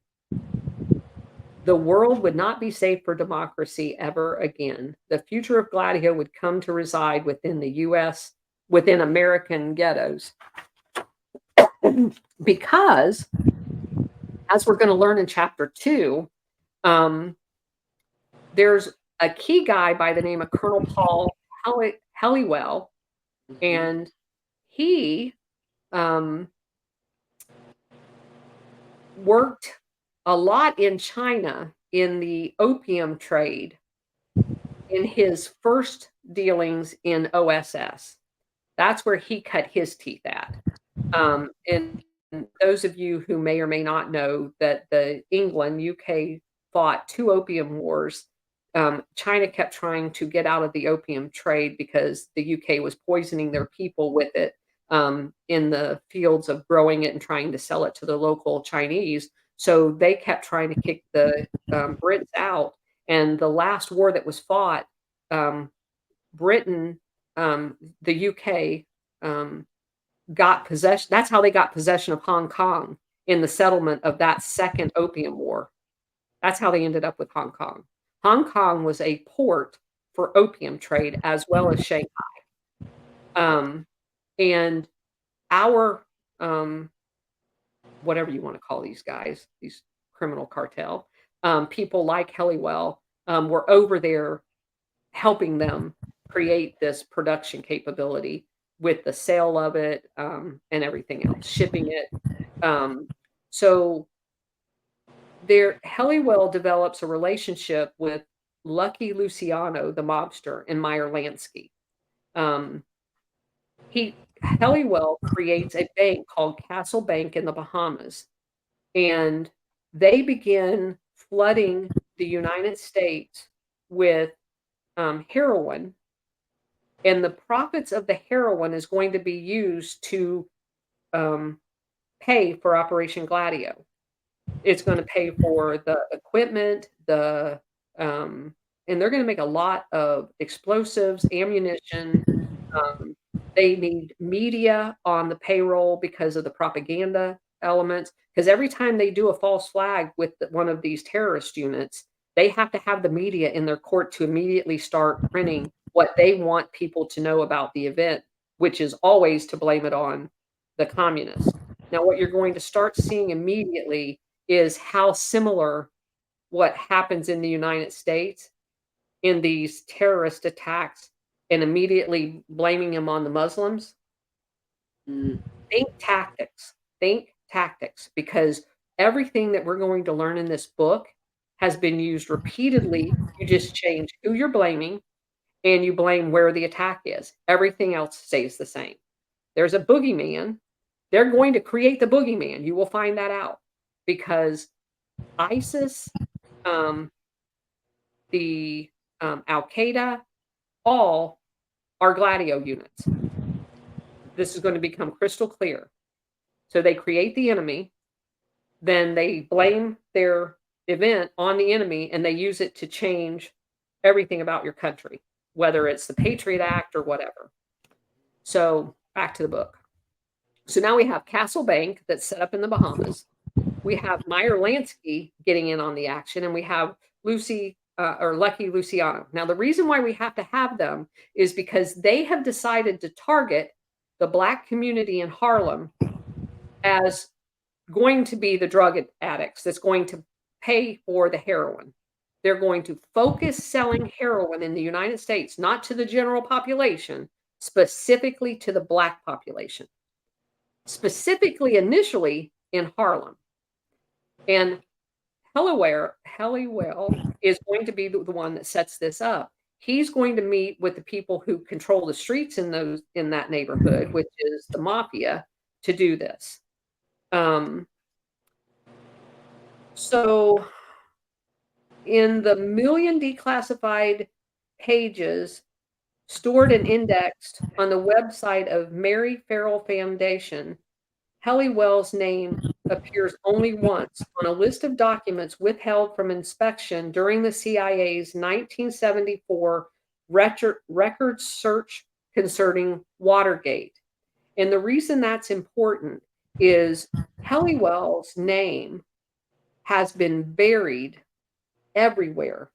You cannot find anything with his name on it, but he's instrumental in Operation Gladio. They couldn't have done it without him.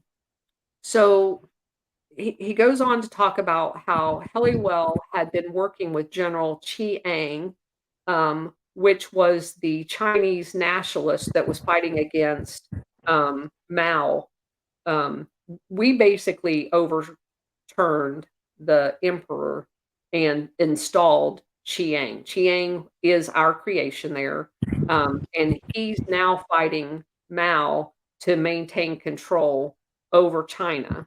And we had originally been funding him extensively, but as you'll see, we kind of do the same thing we did to the Soviets to him. We have a pattern that will repeat itself. So the Chiang sold opium to the Chinese addicts in order to raise funds for his army. Now, this is while Helliwell is over there. So that's where Helliwell gets the idea. You can sell drugs to people that you don't want, and then make money off of them so that you can do what you want to do. So Helliwell's task was to provide covert assistance to Chiang in order to make all of the shipments work over there. That's what he was doing for the OSS, for the U.S. government. Helliwell presented this idea to Wild Bill Donovan. Donovan, again, was the guy that's in charge of the OSS. He shares it with James Angleton and Alan Dulles and William Stevenson, who is in charge of the British security coordination of this whole operation. They're delighted with it.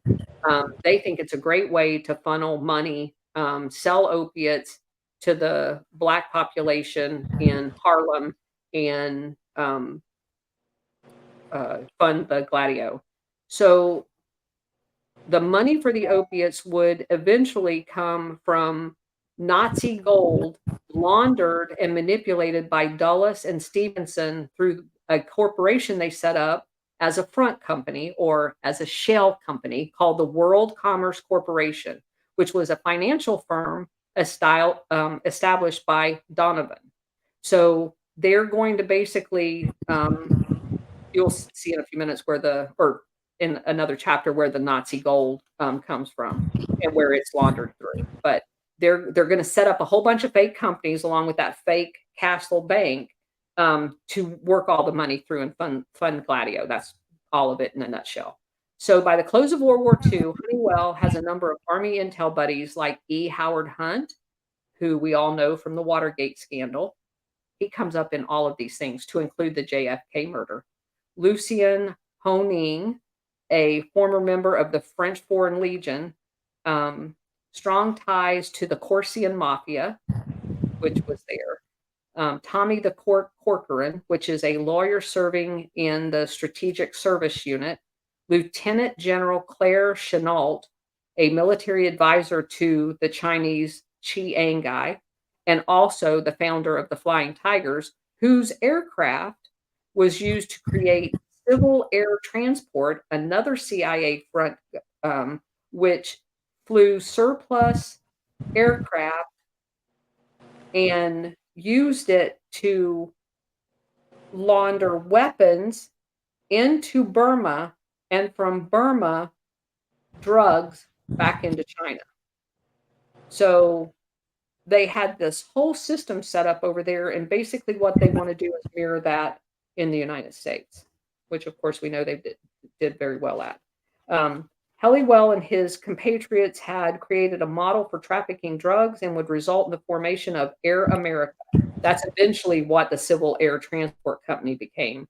Um, Air America was used in South America to do the exact same thing. This model will be used repeatedly throughout the CIA history.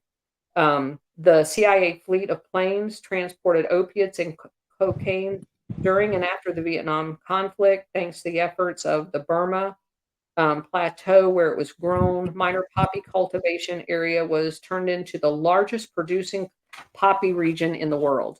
Wow. Wild Bill had drafted plans in the post-war world CIA that came up with turning all of this covert funding for Gladio and generating the cash to supply the heroines. So as the smuggling heroin into the United States was almost impossible at the time because the mafia controlled all the ports. And that's where, like in New York, they were going to need the mafia to be able to move them through the ports. Because remember, back in this day, that's when all the Teamsters and we just finished with World War II, so there were lots of port facilities, very robust capability, but every bit of that was ran by the mob. So Halliwell's the son of a prominent English cloth buyer and member of the inner circle of the OSS.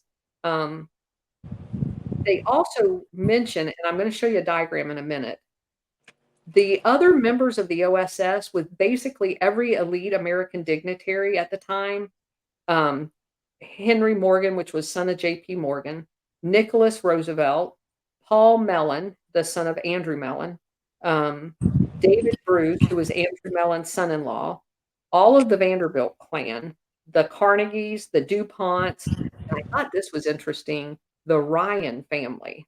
I'm wondering if that family is related to the Paul Ryan that we know. Just an interesting side note. Okay, so Angleton was a Yale graduate. We've already talked about his dad being involved in Italy.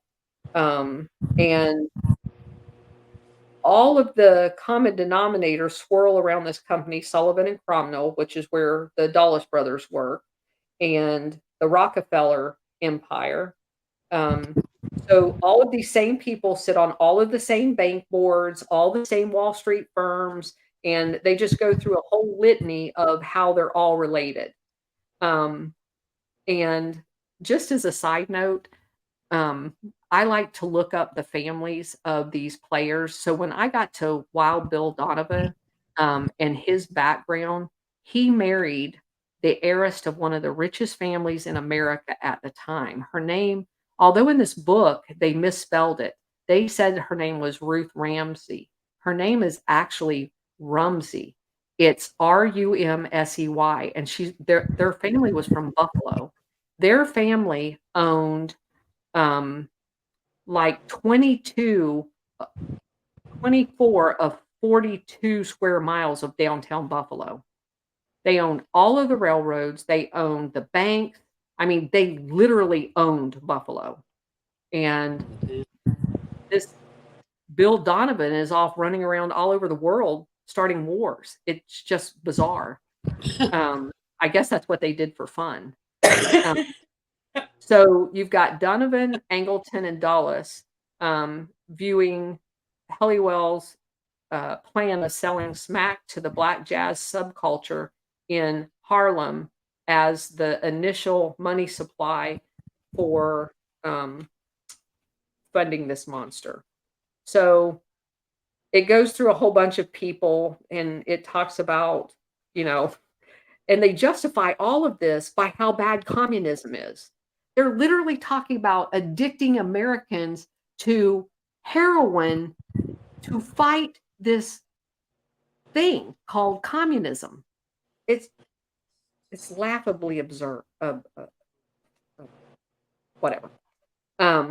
So they take one immorality supposedly and trade it for another, and somehow that works in their mind.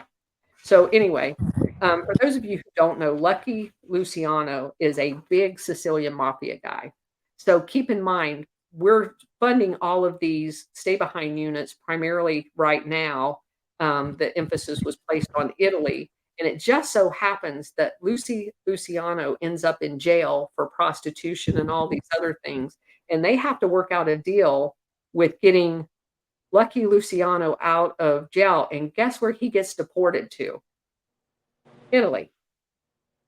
And guess what he's really good at? Setting up drug networks. So I'm sure that's all just a coincidence. Hmm. So part of the arrangement is meeting with all of the mafia bosses in Italy, which of course the Italian mafia was really good at doing on our behalf. So Lucky imports heroin from Oh, he so how this all got tied in was Lucky had already set up some Chinese, heroin coming in from Shanghai, which is where the Brits were selling it out of, and the products had been going to all different, um, locations, but it was only 3%, almost all of it was sugar. So it didn't create the epidemic that a new opium that's going to be imported via this deal, um, is going to do to the Harlem community. So it goes on and it talks about how Lucky ended up in jail with his prostitution, and then how they break him out of jail. Um, then we get to the part where even so, April 15th, 1943, the OSS was charged with implementing plans for the Allied invasion of Sicily. Now, this is going at to the end of the World War II, where supposedly Lucky Luciano did some airdropping and let everybody know there, and so he was held as a hero in his hometown. So that's how come he ended up getting deported back to Sicily. And at the time in Italy, it's said, and I have not independently corroborated this, but this is the second book I've read that made this point, that a lot of the mafia had been taken care of by Mussolini. Mussolini had, because the mafia worked against him initially, had basically just wiped them all out.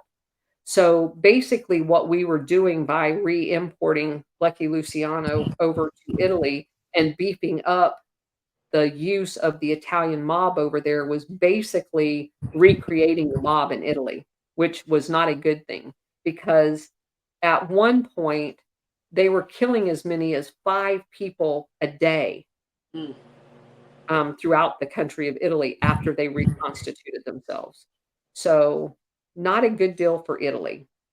Um, and it names names and everything, but I think just the concept is important. So, we get to a guy by the name of Vito Genovese. He's Luciano's right-hand guy, um, and he operates as the translator at US Army headquarters in Naples, Italy. New York's former lieutenant governor, Charles Paletti, whom Lucky describes as one of our best friends, was appointed the military governor in Italy. So basically, after World War II, there was a military governor in Germany. His name was McCloy. He was a total disaster. So evidently, this guy was too. So I don't know where they're getting these people from. Oh, New York. Haha. Charles Paletti um, was the military governor in Italy. So he basically is responsible for reconstruction after the, you know, killing of Mussolini. So basically, he sets up a black market and makes millions.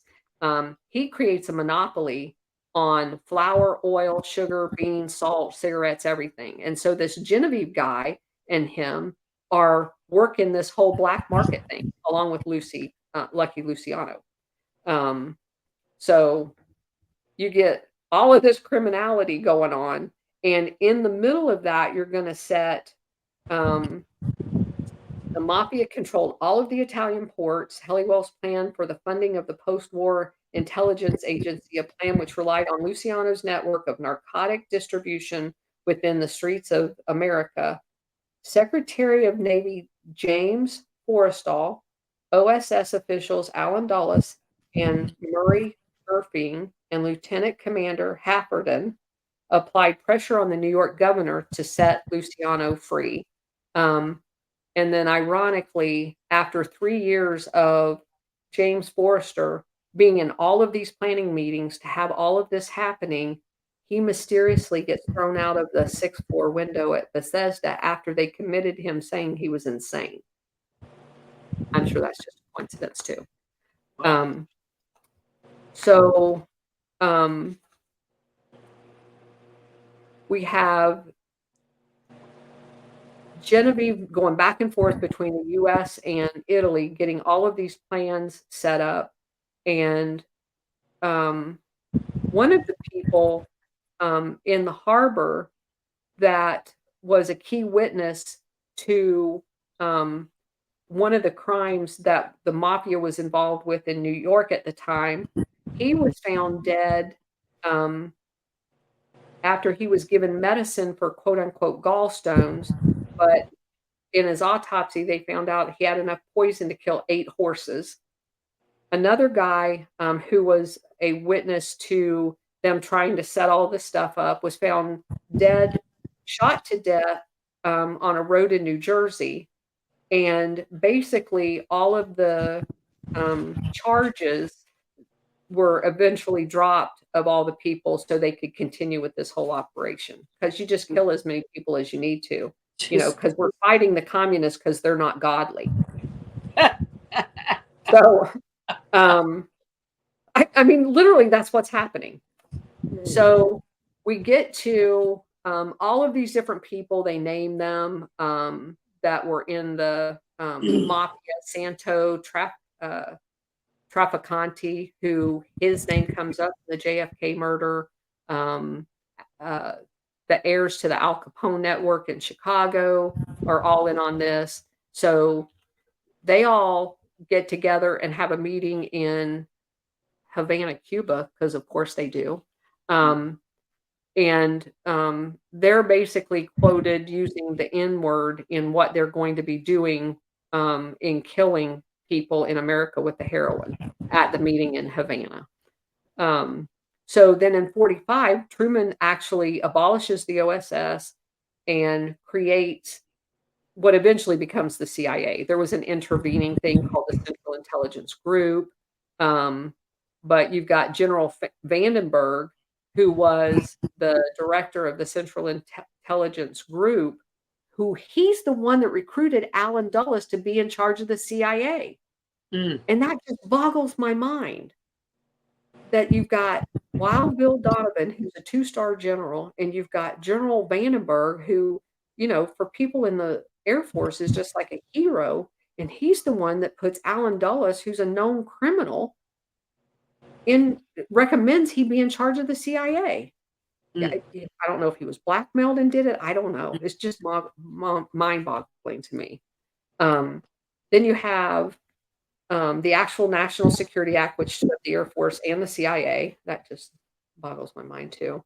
That then now they have their own charter. They don't have the funding though, so of course we still have to go sell drugs. President Truman authorized Dulles to supervise the organization. And then immediately Dulles goes around recruiting all of the millionaire businessmen that he knew on Wall Street and the Ivy League schools, Desmond Fitzgerald, Tracy Barnes, Corcoran, Richard Bissell, who's a Wall Street lawyer, William F. Buckley, Philip Graham, who owned the Washington Post, William Colby, who was from Princeton and Columbia, Richard Mellon, Scoffy, who was the Mellon oil banking aluminum heir, Admiral Roscoe Hillenkoetter, who was ONI at the time, Office of Naval Intelligence. He eventually becomes the executive director of the CIA. damn these military people. What is wrong with them? So former OSS official, Wall Street lawyer Frank Wisner, who he's in it big time, appointed head of covert operations. And then, of course, we have Colonel Paul Helliwell. And then we get into the actual workings of the plan in 1947. They've got all of the stuff in place. They've got Meyer Lansky in the US, they've got Lucky Luciano in Italy. They're working through the General Development Corporation as a shell company in Miami to do all the narcotics import and the money going to the shell bank in the Bahamas. So they've got everything set up. The 200-kilo heroin for the test run would come from one of Italy's most experienced pharmaceutical companies. The product was shipped in by the Sicilian mob in crates of oranges. Half of the oranges were waxed oranges stuffed with grams of pure heroin, not 2 or 3% heroin, pure heroin. Additional heroin would be packed in cans of sardines, cheese, barrels of olive oil. The drugs would arrive in Cuba. They would be cut in laboratories there by the Trafficani plan, which operated right here out of Tampa. The drugs would then be shipped to New York for distribution to the jazz clubs. Operation X got underway at the close of the year, and the future of the Gladio and covert operations was no longer in jeopardy. The jazz clubs were the perfect spot to peddle heroin. Soon, some of the country's leading Black musicians, Billie Holiday, Fats Navarro, Charlie Parker, became hopeless junkies, some of whom would die from overdoses. Regarding this development, Harry Anslinger,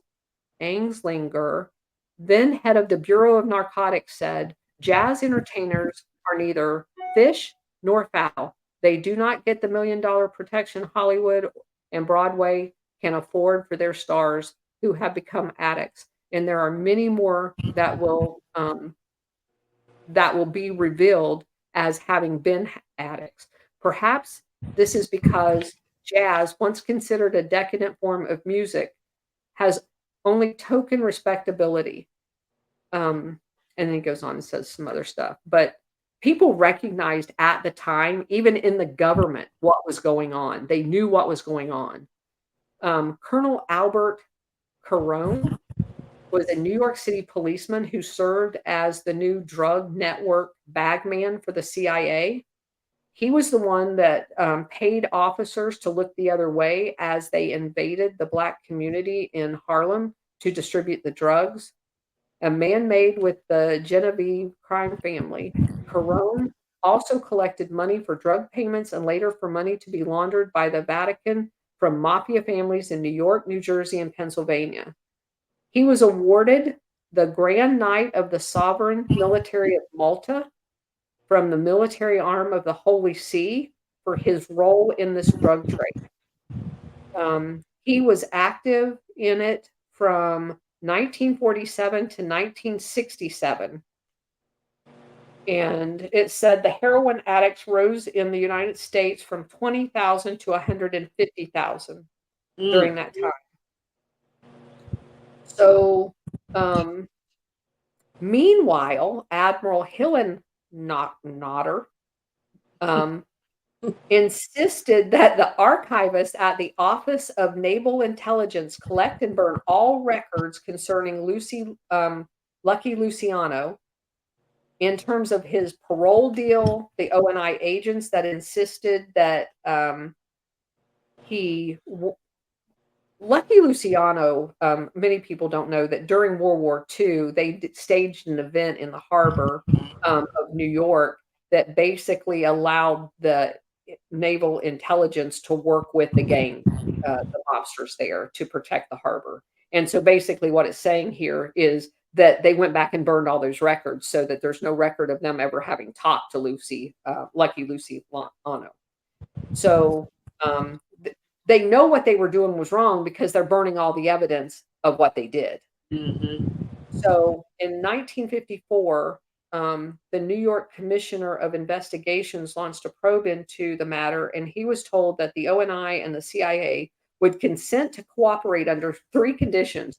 No classified information would be turned over. The ONI and CIA officials could monitor all interviews with former agents, and the final report could not be published.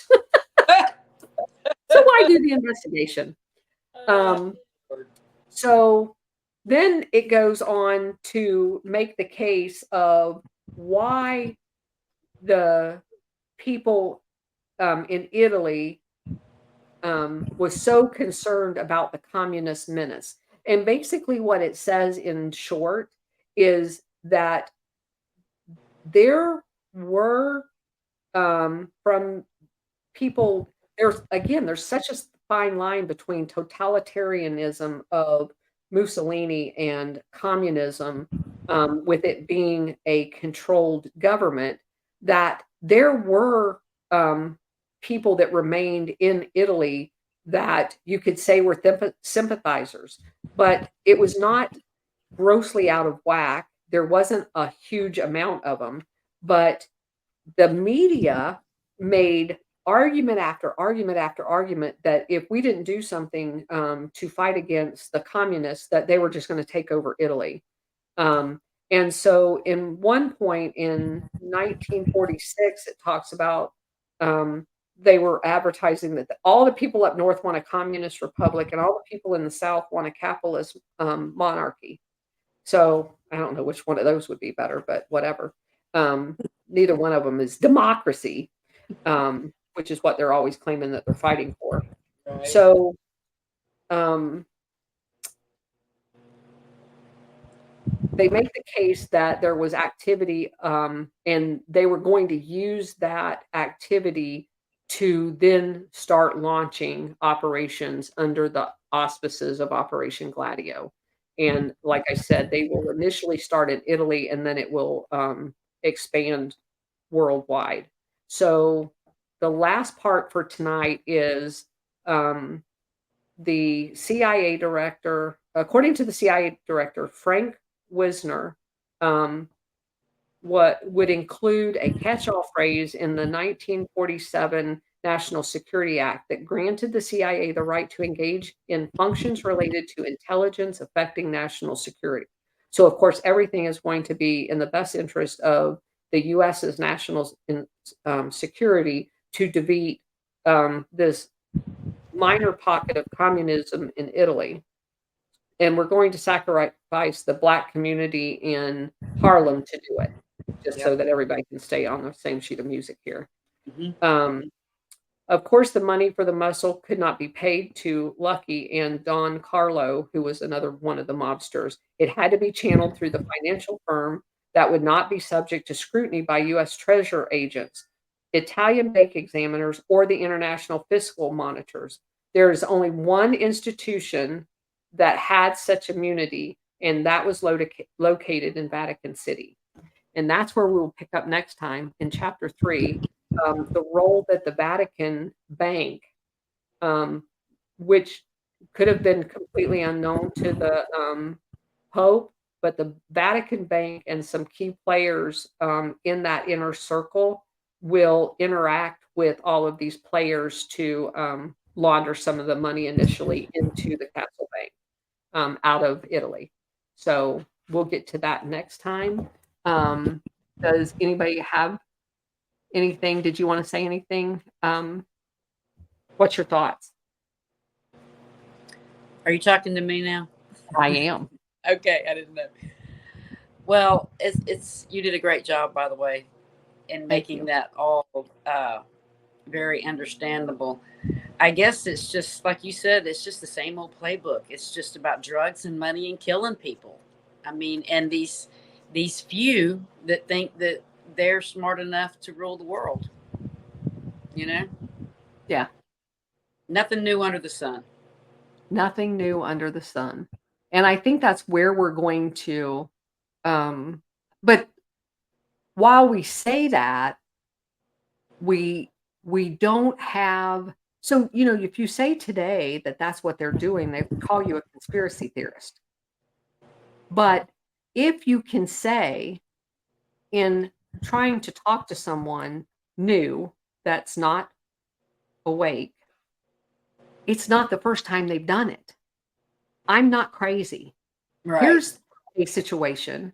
Here's another situation. And have you ever heard of Operation Gladio? Do you know what they did?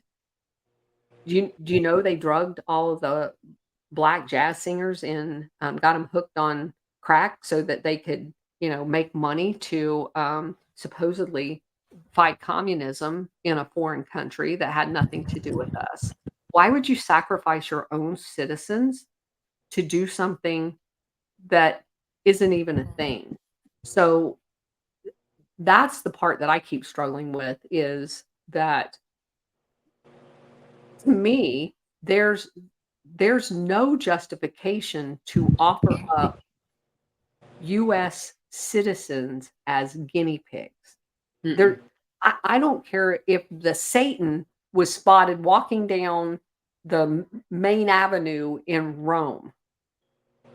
You would not sacrifice or target for sacrifice a minority population. And these are the exact same people that today are insisting that they are not the racist. Mm-hmm. Not only that, So think about it's a generational thing that they've created with this group of people, with this particular race of people. Because think about it, right. that they knowingly or maybe didn't know that they were going to create this, but it has become a generational problem. Well, It is. no, they knew because, like I said, I mean, when you do the research, this was already going on. England had been shipping opium out of into China and selling it to Chinese for decades by the time they targeted the black population. They knew exactly what Yeah, was they gonna knew. happen. They knew. That's right. Yeah, and Knowingly. so go ahead. No, I was saying knowingly. There's our word. Yes, knowingly. So that's what I hope we can accomplish is giving people some facts that when they are talking with people and they go, "Well, why would somebody do that?" And they can immediately say, "Well, it isn't the first time. Here, let me tell Yeah. you about this one, and let me tell you about that one." And then when they start adding up, they're gonna go, "Well, holy crap, that is what's going on." Yeah. So, that's our hope. That's right. You can't deny a pattern.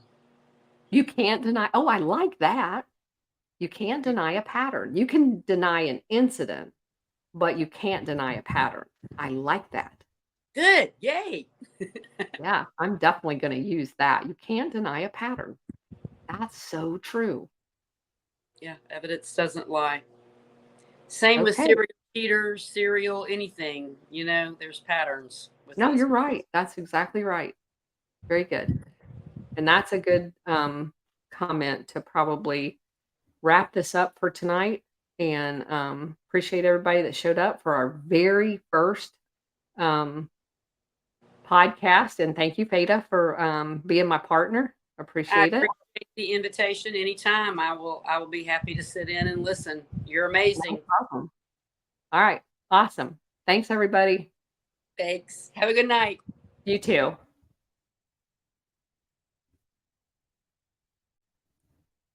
Let's see. Now I gotta figure out how to shut it off.